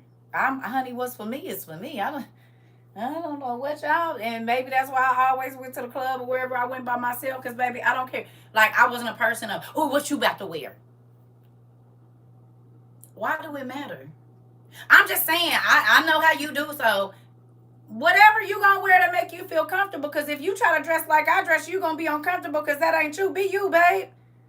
Because I don't care if y'all got on ball gowns, baby, and I strut through here on a t-shirt and some jeans with some heels on, honey. What's for me is for me. Do you hear me? Y'all can have full face makeup, everything, ball gown, baby. What's going to be for me is going to be for me. And I can strut through here in some jeans, baby, and get what I need. I don't got to do all that. I don't got to be extra. And I'm not knocking. But I'm just saying, look at what people, when people are attention whores, oh my God. I have not ever been an attention whore. Ever. Matter of fact, I don't even like people looking at me for real. This is why this works out perfect for me, because I don't want that. I don't want you looking at me. I don't want that. What is you looking at me for? Go do something. You ain't got nothing better to do. Study your own self. Like, I ain't never been there. So for me, I don't care what nobody else wear, how their hair look, baby. I'm about to bust my stuff. That's all. What you got on, what you got to do, what you about to be into, that don't have nothing to do with me. Nothing.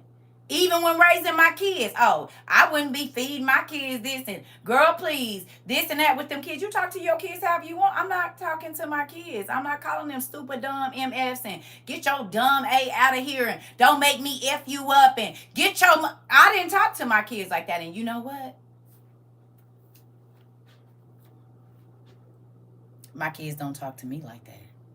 And they watch their mouth when they cuss. Mom, I'm sorry. Ooh, my daughter said something other day. She was like, oh, I'm sorry. And then my youngest daughter got ready to say pissed. I said, you can say it. She about to be 21. She said, okay, because, honey, I was pissed off. They stopped themselves because you know what? They didn't hear Mom. Get your ugly A over here. And I didn't talk to my kids like that. Because if I talk to them like that, then when they go out in public, you know who they going to talk to like that? The teacher. The person at the store.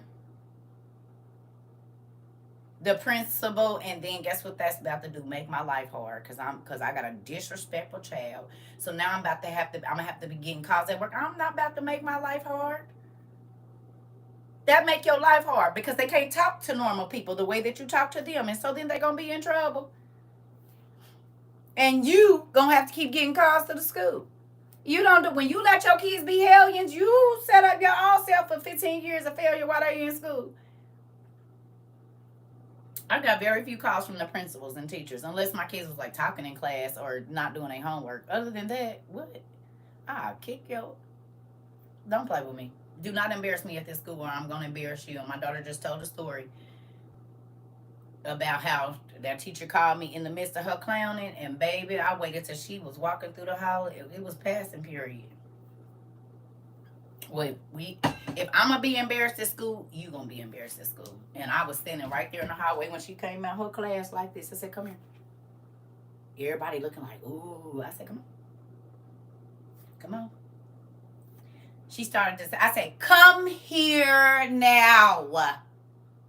She walked close to me. I grabbed her cheeks so tight and squares her face. I said, if you ever let me hear anything about you embarrassing me in this school, she trying to snatch away, baby, you about to rip your whole bottom jaw off.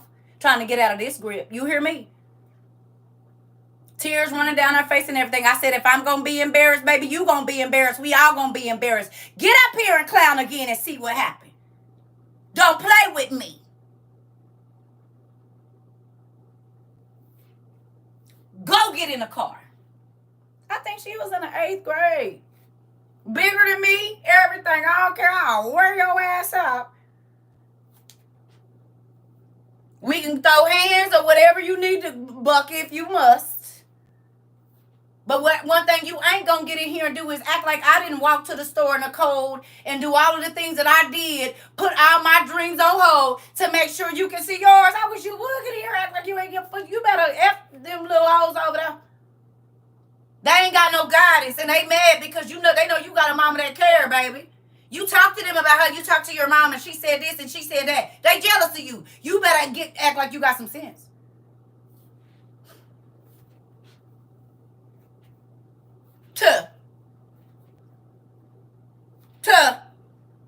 They say, excuse me, Miss CERCA, can you come in and talk to the class? And will, because they all disrespectful, honey.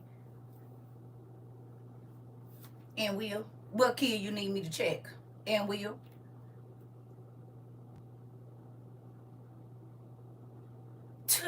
Y'all, that makes me yucky. I wish you would get up in here and embarrass me.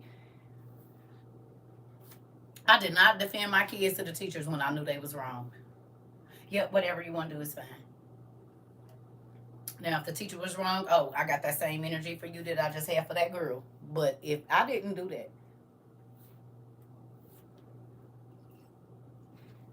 I did not defend my kids when I knew, and I know my kid too. Oh, hell no, I'm setting you up for failure.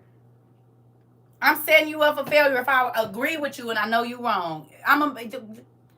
Same thing I just help you do to them, you gonna do to me. I wish I would. I told my daughter in the school, call me one more time. I'm going to the school in a wig and Daisy Dukes. I tell teachers and my kids, if you have to take it away from them, you can have it. I'm trying to tell you. I'm not playing with you. They can't. They mama ain't gonna do nothing. If they was cutting up, you're their parent while I'm at school. Period. And I told them that. You the parent while I'm at school. You gotta deal with them all day. I don't. Whatever you deem necessary. Mom, I can't believe you, and I won't be going to get nothing. You shouldn't have took it. You know the rules. Bye. Well, don't do it no more. Don't talk to me. I can't believe you. I can't believe you didn't listen. Moving on. That's what happened in life. When you don't listen and you don't do what you're told, you don't get the benefits of doing that. Bye. Get out of my face. But guess what? Now they have to deal with them people at work. And they have to deal with those people in relationships. And they're like, oh my God, Mom, you could tell their parents didn't teach them nothing. I said,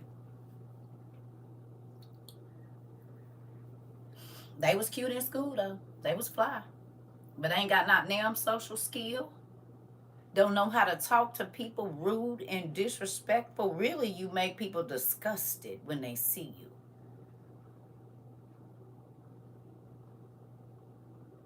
Because anytime I see somebody in the store acting nasty with the people, prime example, me and my white mother, we went to go get food the other day. And I could see in the little girl's face at the restaurant, the drive-through, that she was, I could tell. They looked like they had a rush or whatever it was. I said, y'all eat lunch yet? She was like, I said, go ask your manager if I can send y'all some pizza up here. So she went, she asked the manager, and he said it's fine. So when I got home, I sent them 3 pizzas up there. Cause y'all get treated, people that be in like food service and stuff, they get treated like crap. And they give out extra fries and extra drinks, but don't nobody think to go and send them some food up to the place. Cause just cause you work there don't mean you can eat for free. And what if you just started working there? You might not get no check for 2 weeks and don't got no money to eat, and you gotta work around food all day and ain't got no money. Come on. Be kind to the people that are kind to you. And God ain't gonna do nothing but bless you more.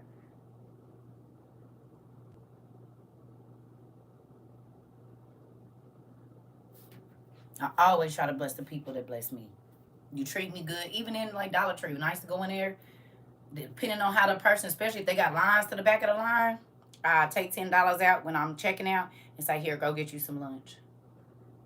Because if it ain't nobody but you, nobody didn't come in, you ain't got no time, you might not have no money. I done been in so many situations where I didn't have no money in my first 2 weeks or whatever it is, going through something, ain't got money to go get nothing. Here, just know that somebody appreciates your service.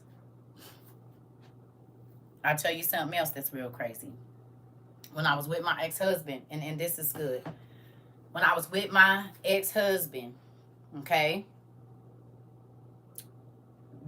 we shopped at Aldi's. So every every other Friday when it was time for us to give our tithes out, I would always bless the cashier, either the person behind me, whoever it was. God would tell me the person to give the money to.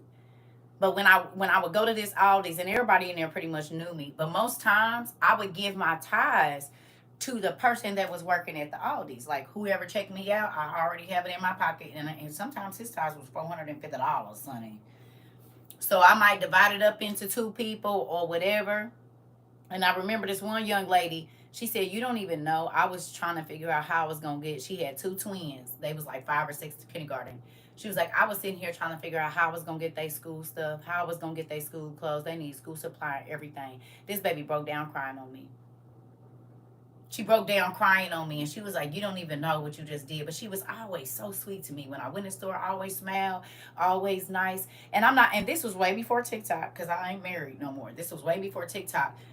Even the people with the Dollar General or wherever I went, like, I asked God to let me be a blessing to every person I came in contact with. That's a thing for me.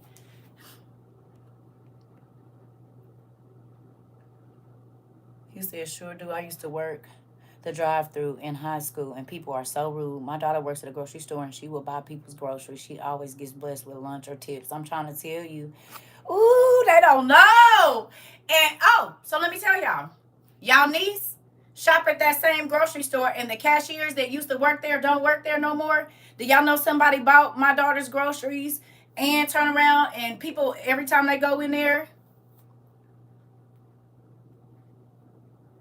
every time they go in there, somebody is blessing them with free bags or whatever. At the same, I sold into that grocery store for over 10 years for sure. Well, yeah, about 10 years. Every year I was, I mean, not every year, but every time I went in there every Friday, I might buy the person's groceries behind me. And now my children are going, and the people that used to work there don't work there no more. And now my babies are seeing the blessings in that very Aldi's. Reaping the harvest of the seeds I sowed. I'm trying to tell you, you don't even realize. That's why I be saying, when you selfish, you might starve your own family out. When you selfish, you starve the blessings that God had prepared for your children. My kids get blessed with so much stuff. It's crazy. Crazy. Nuts. Nuts, nuts, nuts, plus interest. And do. And do. And do. And I always thought about, like, even my kids, I told y'all, when they was little, 2 years old, 3 years old, they start paying their tithes. Somebody gave them money. No. This is God's money. But it's my money. No, it's God's money. God allowed you to get this money, so we're going to give it to this person. Now my kids can't go nowhere without giving to homeless people or people they see on the corner, or they can't go nowhere and not give. But they always, always, always are getting blessed. And whatever that means, whatever blessing they need for the time. So when you sow, you're not just sowing for yourself, you're sowing for your kids, man, your grandkids, all of them. I'm trying to tell you, don't be selfish. You hurting your lineage. So tithes is not just what you give to the church. No.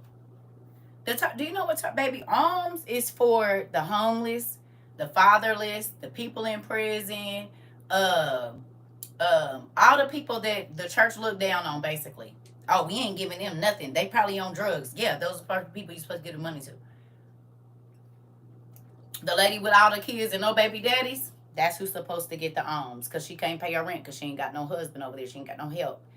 The old lady, the old man, the sick, the homeless, this is who your money's supposed to go to. That's what the church is supposed to use it for. Whatever people need, if they need clothes, gas, that's what alms is for. But the church don't do that. And that's why, let me tell y'all something. Y'all nephew, he just told me the other day. He said, Mom, every time I pay tithes, instantly, and y'all know he do, like, he sells stuff. He said that God showed him the reason, like, he said now that he pays tithes, he get his sales, like, and I know because I see the tithes because he pays tithes here. But like I told him, son, you got to take care of the people that have less than you. And as long as you take care of the people that have less than you, or the people that, you know, need a blessing, you always God gonna make sure you have what you need, and he just keep giving you more of whatever that is. You got a food business, give away 10% of the food of the day. Like, if you made $400, then give away $40 worth of food. If whatever business you got, if you give away 10% of your earnings to people that need it, God, it'll be grocery stores giving you, telling you, make a list, and we sending you everything you want, and you don't owe us nothing. This is how he do, because once God know you gonna give, he just keep giving you. I like that. That make me feel real, real good. Stingy for what? Stingy don't get you nowhere but mad, honey. I don't want to be stingy. And it's a tax write-off. Come on now. Double blessings. And is. Yeah. You hear me? I'll be right back, y'all. So do me a favor. Go while I'm gone. Go look in the Bible and tell me some situations where God blessed a person because they was obedient with finances or land or whatever it was. Name some people for me, okay? I'll be right back.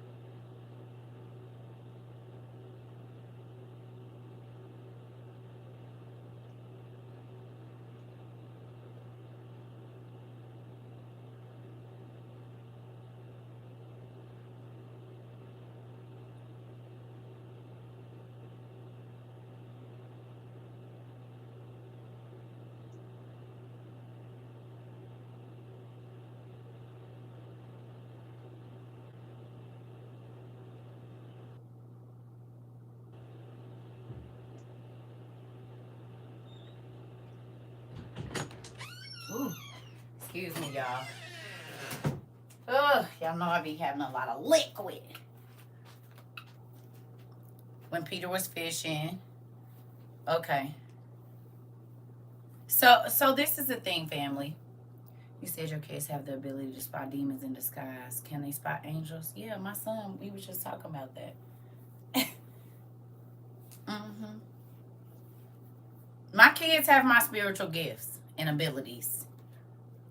They are spiritually adept. Ruth. Yes. Yes. This is why I'm telling y'all. Yeah. My kid, listen, I did not keep the spiritual from my children because I wanted them to understand life. This is why we have a lot of babies unalive in themselves because don't nobody believe when they tell them what they see, y'all. Y'all know that, right? This is why a lot of babies are unaliving themselves because the enemy can play around in their mind. Those who bless others are abundantly blessed. Come on. The woman that housed Joshua and the spies, Rahab. The little boy who saw and drew a biblically accurate angel like Ezekiel in the wheel. Come on. Yep. So this the thing, lovelies. I hope and pray that every single day that you come here, your understanding grows. You are wiser now in the time that you've been here with parenting, with finances, with your relationships, with understanding yourself and what God wants you to do. It's not about all the hoopling and hollering and, oh, I'm sanctified and saved and all of that. No, it's about, how is your relationship with God? Do you know? Uh-oh. Y'all just gonna have to, I'm about to play. I'm gonna tell you who, because y'all ain't gonna be able to hear it.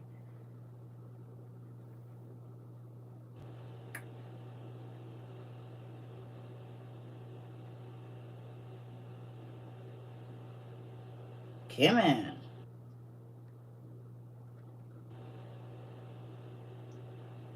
It's by Hezekiah Walker. It's called Do You Know? And you're gonna have to know the other word.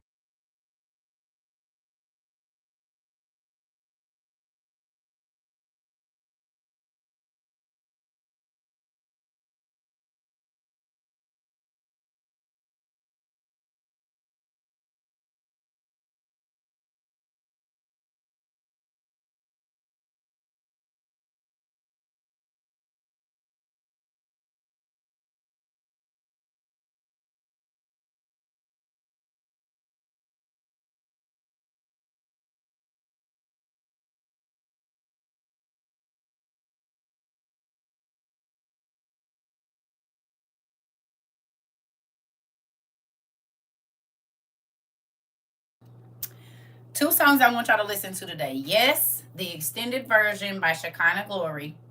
Yes, by Shekinah Glory. And Do You Know Jesus by Hezekiah Walker. Those are the two songs I need y'all to listen to today. Okay? At some point in time before you go to sleep, Yes by Shekinah Glory, the extended version, and Do You Know Jesus by Hezekiah Walker. 2 songs I need y'all to listen to. Yes. Please. Okay? So with that, it's so good, ain't it, Sarah? Yes.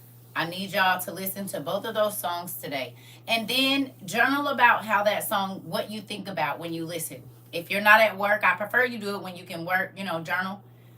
So if you can, when you're listening to them, if tears come to your eyes, let them fall on the paper. Because God remember what every tear is about. Well, y'all remember we studied about the angel that catches every single tear and writes down what that tear meant. Who remember we studied that? Y'all remember when we studied about the angel that catches every tear and he writes down what that tear is about? What thought went with each tear? Y'all remember when we studied that? Okay? So each one of your tears has a meaning with it. You ain't just dropping tears. There was a thought that provoked tears. God writes those thoughts down. Isn't that interesting? He has an angel that each thought that came along with what you were thinking as to why the tears run faster or slow down. Oh, yes. Oh, yes, Purple Star.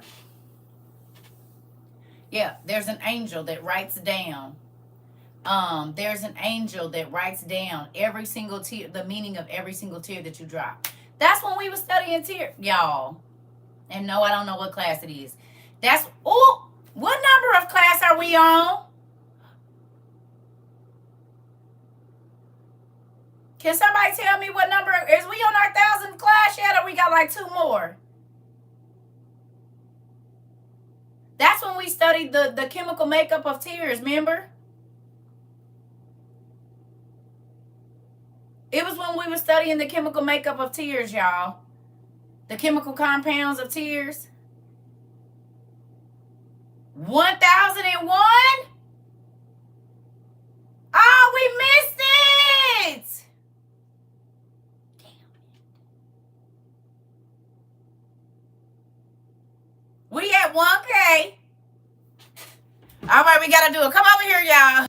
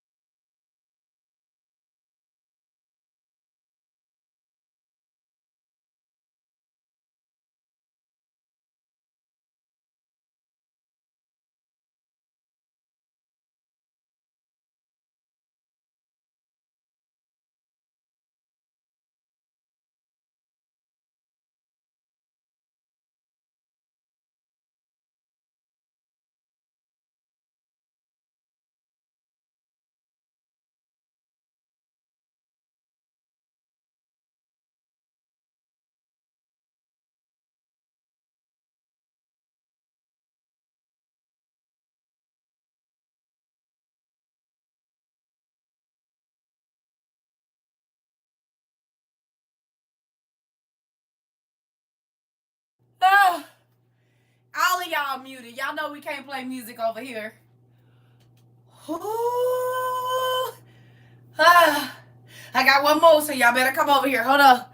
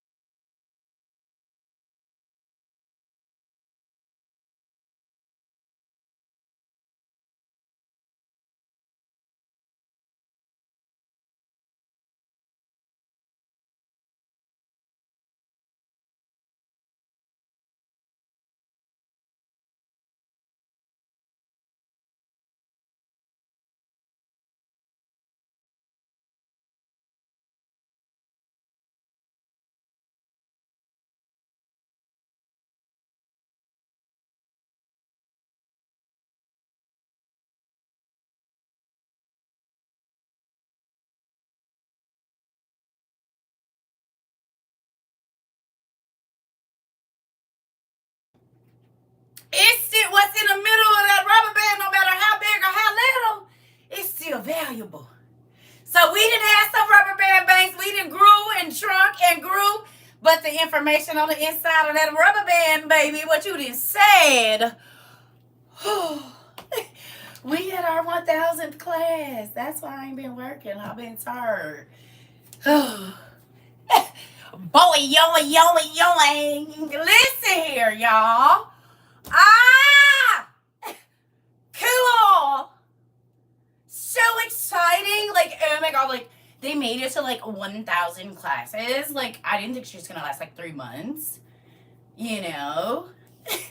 But God said different. Like, I don't know. It's like some supernatural power that helps her. Because, like, there's no way I could have done that. Ah, shoot. Come on. I'm excited. Where is my fan, honey? Ooh. Y'all. Come on. Right. Come on. 1,000 classes. And that, y'all know, we probably done did over 1,500 for real. Because we had all those classes from February to May. And then we was finally able to go live on YouTube. Right? We had already been doing, but we got 1,000 recorded classes. That is monumental. Right. We gonna get that one because we gonna have this turn up again later. Because it's 1,000. We got to do it. We got to do it. Come on. I'm going to give me some Jesus juice. Oh, man. Oh, pat yourself on the back, sucker. Thank you, Dad. Y'all, who ain't in real school?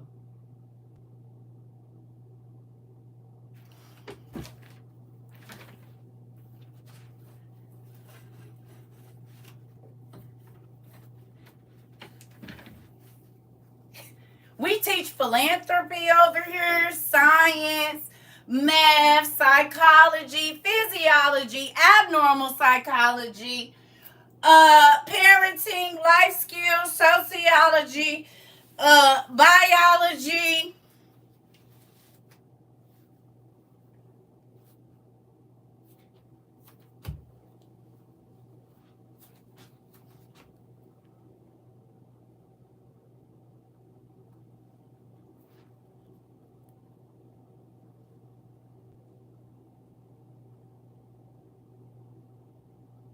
In less than 2 years, we really did that.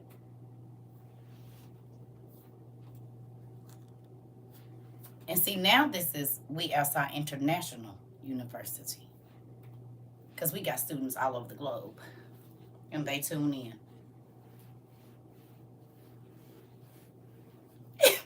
I'm so excited. Dad, you're so big. You're so big, Dad. You're so big. I'm so happy. I'm so happy. That y'all. I'd rather be known for this than anything else. Thank you, Auntie. Helping people understand their relationship with God Helping babies understand they don't got to be scared because they can call on the name of Jesus. Helping people help their parents to be free. Helping people. We got baptisms, new babies. We got pastors that have changed the way that they teach because they really concerned about souls. Like, it's a lot that didn't happen in them 1,000 classes, honey. It's people that have gotten married because they didn't want to live in sin no more. People that got divorced because they realized they was out of God's will. Married to the person that they was married to. They are teaching their children. They are teaching the people at their jobs. Y'all kind. Y'all give. Your whole life done changed, man. Your way of thinking has changed. When you lined up with not me, but what God told you, I said, you ain't got to do all that. Just come over here and learn and watch. Your life gonna change. You ain't even gonna know when it changed. It just will. I can't teach nothing I ain't lived. I said, it's peace over here. Y'all can go back over there. I'm not going back to that other life. I will not go back to living in despair and craziness when I don't have to. All I got to do is do what my dad asked me to do and have a seat. Wait on him. That don't mean I'm lazy. I'm still teaching myself to do stuff and asking him to help me and trying to be a better person and acknowledging my wrongs and why I'm making my life miserable. But once I started learning, I can't go back. Okay. Who can go back to just watching TV? Who can go back to just listening to any kind of conversation and it don't like add nothing to your life? You can't no more. Thank you. You can't do that. It'd be hard for you to just sit up and listen to people when they just talking about like you didn't been on the phone for an hour and ain't said nothing.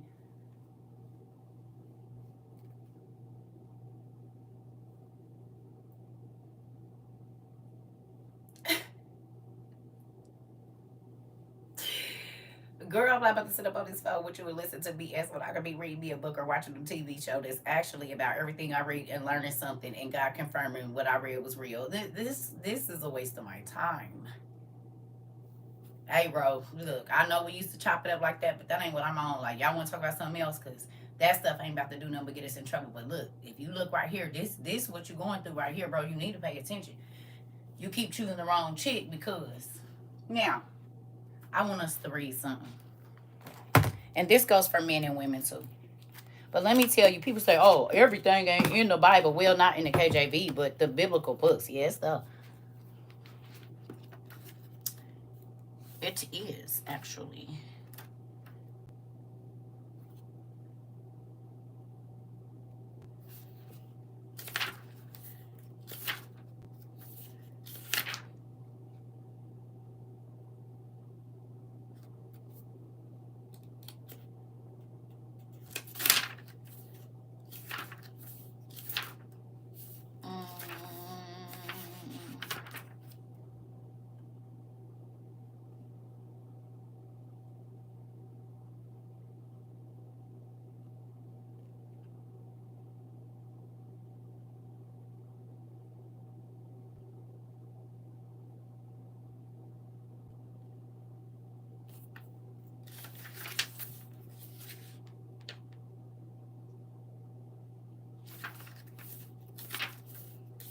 Now, where the heck is this? Oh, I don't let people in my life.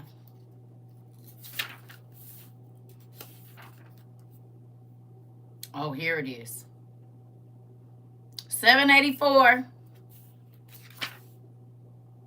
783.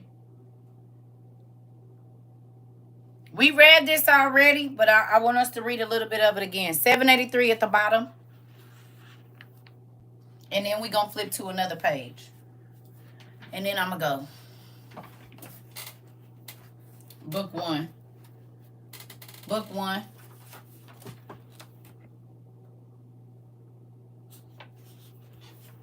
Book 1. I want to show y'all something. You're welcome, Quita.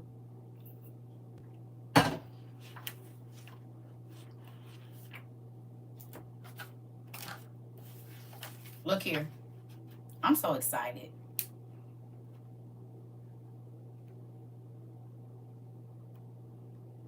You've been to church 1,000 times in 2 years. That's crazy.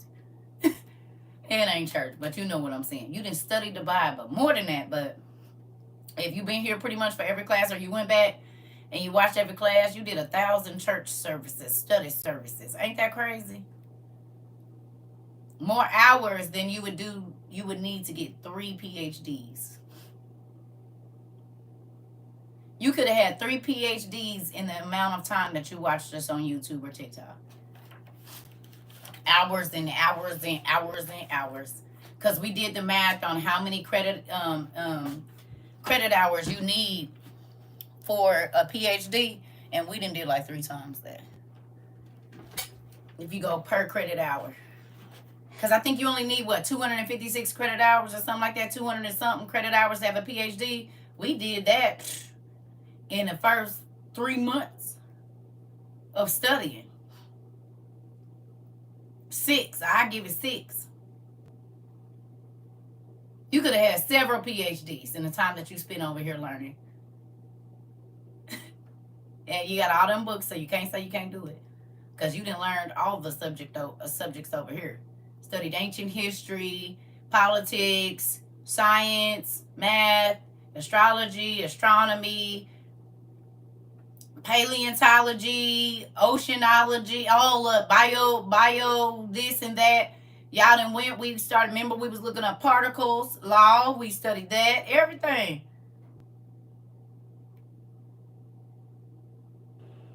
I went to church with my son and got a headache. All they did was sing and 15 preachers. Uh-oh.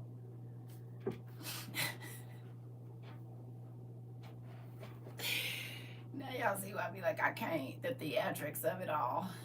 It's too much. It's too much. Yes. Okay. So y'all see down here where it says, do not devote your attention to the beauty of women or men. We're going to put that in there. My children, nor occupy your minds with their activities, but live in integrity of heart and in the fear of the Lord, and weary yourselves in good deeds, in learning and in tending to your flocks, until the Lord gives you the mate whom he wills, so that you do not suffer. Y'all want me to read that again? I'm going to read it again. The top of 4. We're starting at the top right there. Do not devote your attention to the beauty of women, my children, or men. We're going to just put that in there. Nor occupy your minds with their activities. That's crazy because men is so concerned about how women moving right now and what they do, and they be overly concerned with us. How about you worry about you? But moving on. But live in integrity of heart, in the fear of the Lord, and weary yourselves in good deeds, and in learning, and tend to your business, until the Lord gives you the mate whom he wills, so that you do not suffer as I did. So when you pick, you suffer. When God pick, you don't suffer. It ain't saying it ain't going to be strenuous because marriage is hard anyway. But when you pick, babe, okay. Okay. Who can be honest and say what you pick for yourself, you realize you wish you wouldn't have? That could be a job. That could be whatever. When you pick, oh, Lord Jesus.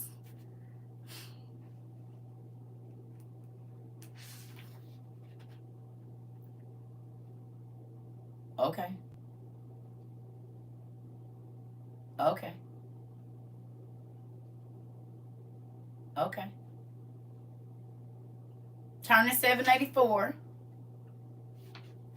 784. Facts. I picked my husband and I suffered every day. Grew.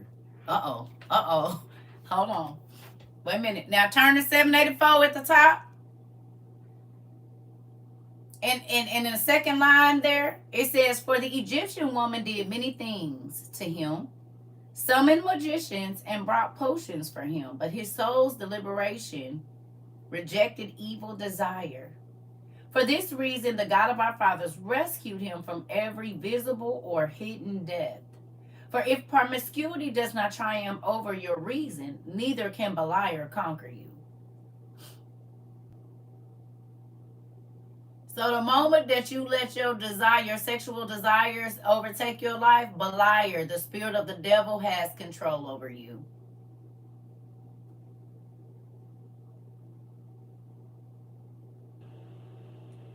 So when people tell me, you ain't got no kids at your house, girl, I'll be getting it in. And I say, yep. And then I'll be miserable as hell. And them demons will get to torment me. Absolutely not. I'll stay up in here by myself. It's fine. Because temporary pleasure, baby, but them demons get to torment me for a long time. I don't want no parts of it. You could do whatever you want. You can, it ain't worth it.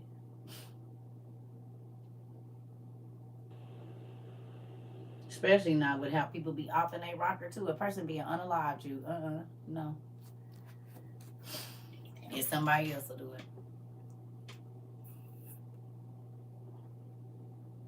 I told y'all, because people think just because they want to be with you, you got to be with them. No, I don't. You want to be my friend. I don't want to be your friend. You want to be my boyfriend. I don't want to be your girlfriend. Yeah, you could keep it. Nope. Let's get going. Here we go. 5.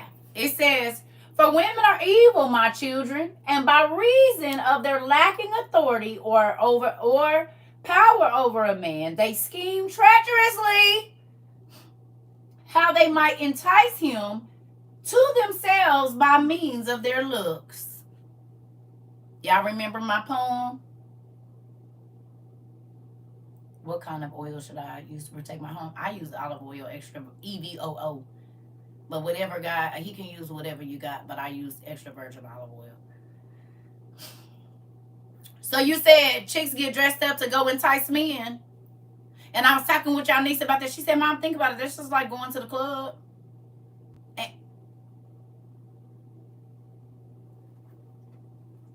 784. Okay, let's go. Let's see what else they do. And whomever they cannot enchant by their appearance, they conquer by stratagem or strategy. So if I can't entice you with my looks, I'm about to put a scheme together, put my homeboy on you, have him get you tipsy, and then I'm going to go on and crawl into bed with you. Oh.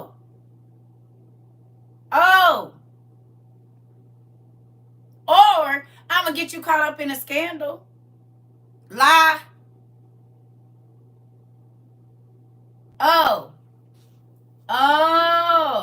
Okay. It says, indeed, the angel of the Lord told me and instructed me that women are more easily overcome by the spirit of promiscuity than are men. They contrive in their hearts against men.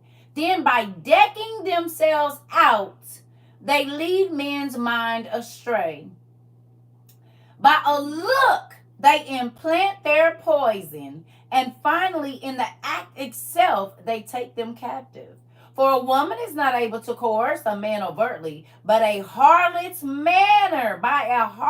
manner, she accomplishes her villainy. So you got to act like a hoe to get the man you want. You got to dress like a hoe to get the man you want. And then you got to put a scheme together if none of that works. And then once he sleeps with you, you use that as a weapon against him. Either I'm going to tell your wife, I'm going to tell this, I'm going to mess up your life, I'm going to get you fired from your job, or you better do what I say. Oh, is this not going on right now? Still? Ain't women still doing this right now? Men too, but ain't women doing this right now? Ain't it? Mm.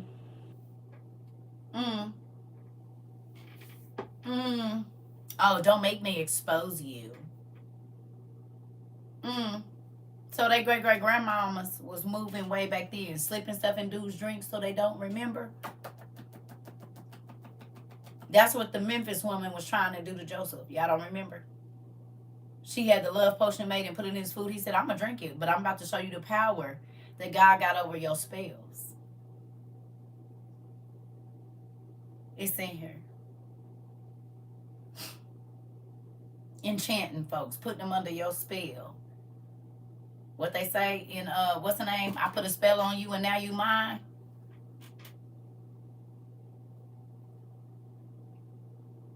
They even do it overseas with transsexuals, threatening to expose American foreigners. Are you serious? Oh yeah, I did see something about that. The passport bros end up sleeping with people that are trans and they don't know, and then they extort them for money. I did see that. And they being slip something in their drink. They doing it in Hollywood too. That's how all of these, like Eddie Murphy and these type people, keep getting caught up in situations like that instead of just being honest about what they like.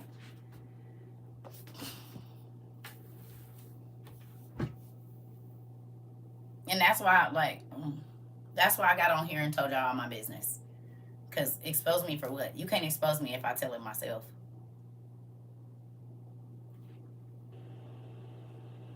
How you exposing me and I already told them? But when you live a lie, you worried about getting exposed. You worried about people finding out your true nature, but I already told y'all. So what? We're moving on. You, if I didn't told the world how's you running my business, you not, because I told everybody already. You're just repeating what I said, confirming it actually.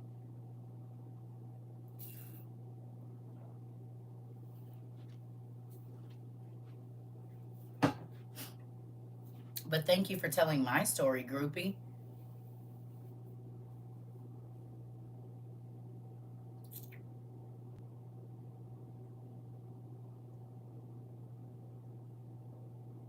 That's how I look at it. Anytime you're trying to run my business to have a person look at me crazy, you a groupie. Because I don't even know that much about your life to tell nobody. And don't care. You ain't embarrassing me. You cannot embarrass you. What you gonna say? And did. And probably like doing it. And God had to snatch me out by the back of my head to get me out of it. What do you mean? He saved me. That's what he saved me from. See, folks always want to talk about they saved and they ain't this and they ain't that. But you saved what he saved you from. Because if you wasn't doing nothing, you didn't need to be saved. So make it make sense. What was your poison? What kept you from not hearing God while you trying to run mine? What did he save you from, honey? That's what you need to be worried about. I ain't gotta run your business. I'm telling all I got to just tell mine.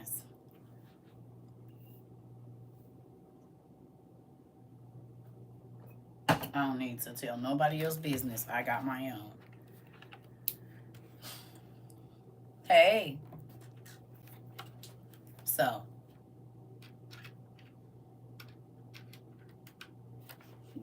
folks that gotta run everybody else's business, they don't got nothing going on with their life. That's why they gotta talk about everybody else, because everybody else's life is more important than theirs. Or they trying to hide that they really hate their life. One of the two. It ain't too much to that. When I tell stories about people, I tell my interactions, how it happened, and what God did. But like when I talk about my ex-husband, I ain't saying he a bad dude. He just wasn't for me. But I do get to talk about my experiences because I wrote them down. It's my testimony. I wrote them down of what I had to go through, but what God did. That is what I do. And I ain't never ran his name and did all of that. Most times when I'm talking about a person, I don't say their name. I just tell you the situation. That's different. Now, you get the name dropping and all of this, that's something different. Then you trying to be funny, but I could be talking about anybody in the world. You hear me? So it's a way to do it. It's a way. But I love y'all. I'm about to go. We've been on here 3 hours. I'll see y'all in a little bit. I'm going to go find me something to eat because I got up and got on here, talk to y'all niece. And I might lay down because I kind of got a headache a little bit. So I'll see y'all a little bit later, seeing as how we on our 1001 class. It's mind-blowing to me. I love y'all. Y'all got some reading to do anyway. I need y'all to get back over there in the Brothers of Joseph.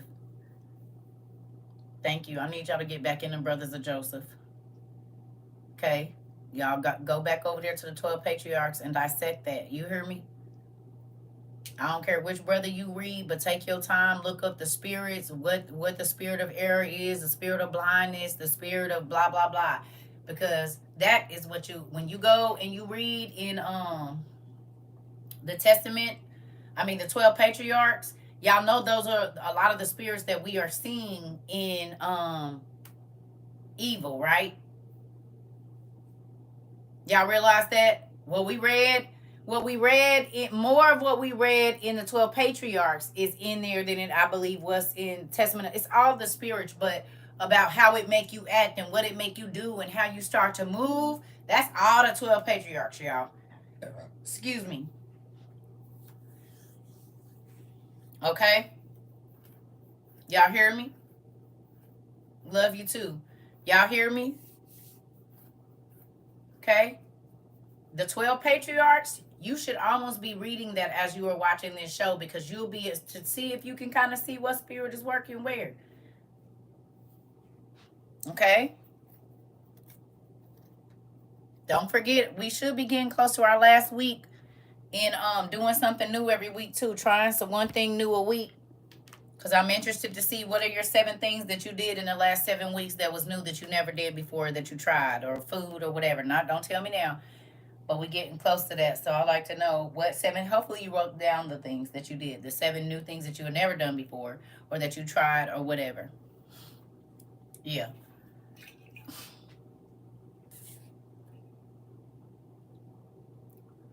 Yeah. We on the 1001. Yeah. The show Evil. I made greens for the first time. Good job. Good job. Just make your list of your 7 things, so at the end of this 7 weeks, y'all be able to tell me all the stuff that y'all did and learned. I'm interested to see then. Just keep racking it up, though. And if you did more than that, that's fine. I just wanted y'all to, that was the challenge, to do at least one thing that you've never done. Try something new, not nobody's spouse, and not on drugs. But experience. Got to be clear over here, because folks be like, you said no. I didn't tell you to go try nobody else new. I said try something new. Got to clarify for folks. I'm going to try him. No, that's not what I was meaning when I said that. That is not what we was talking about. No. I love y'all. I'll see y'all later. I'm trying to tell you, because folks be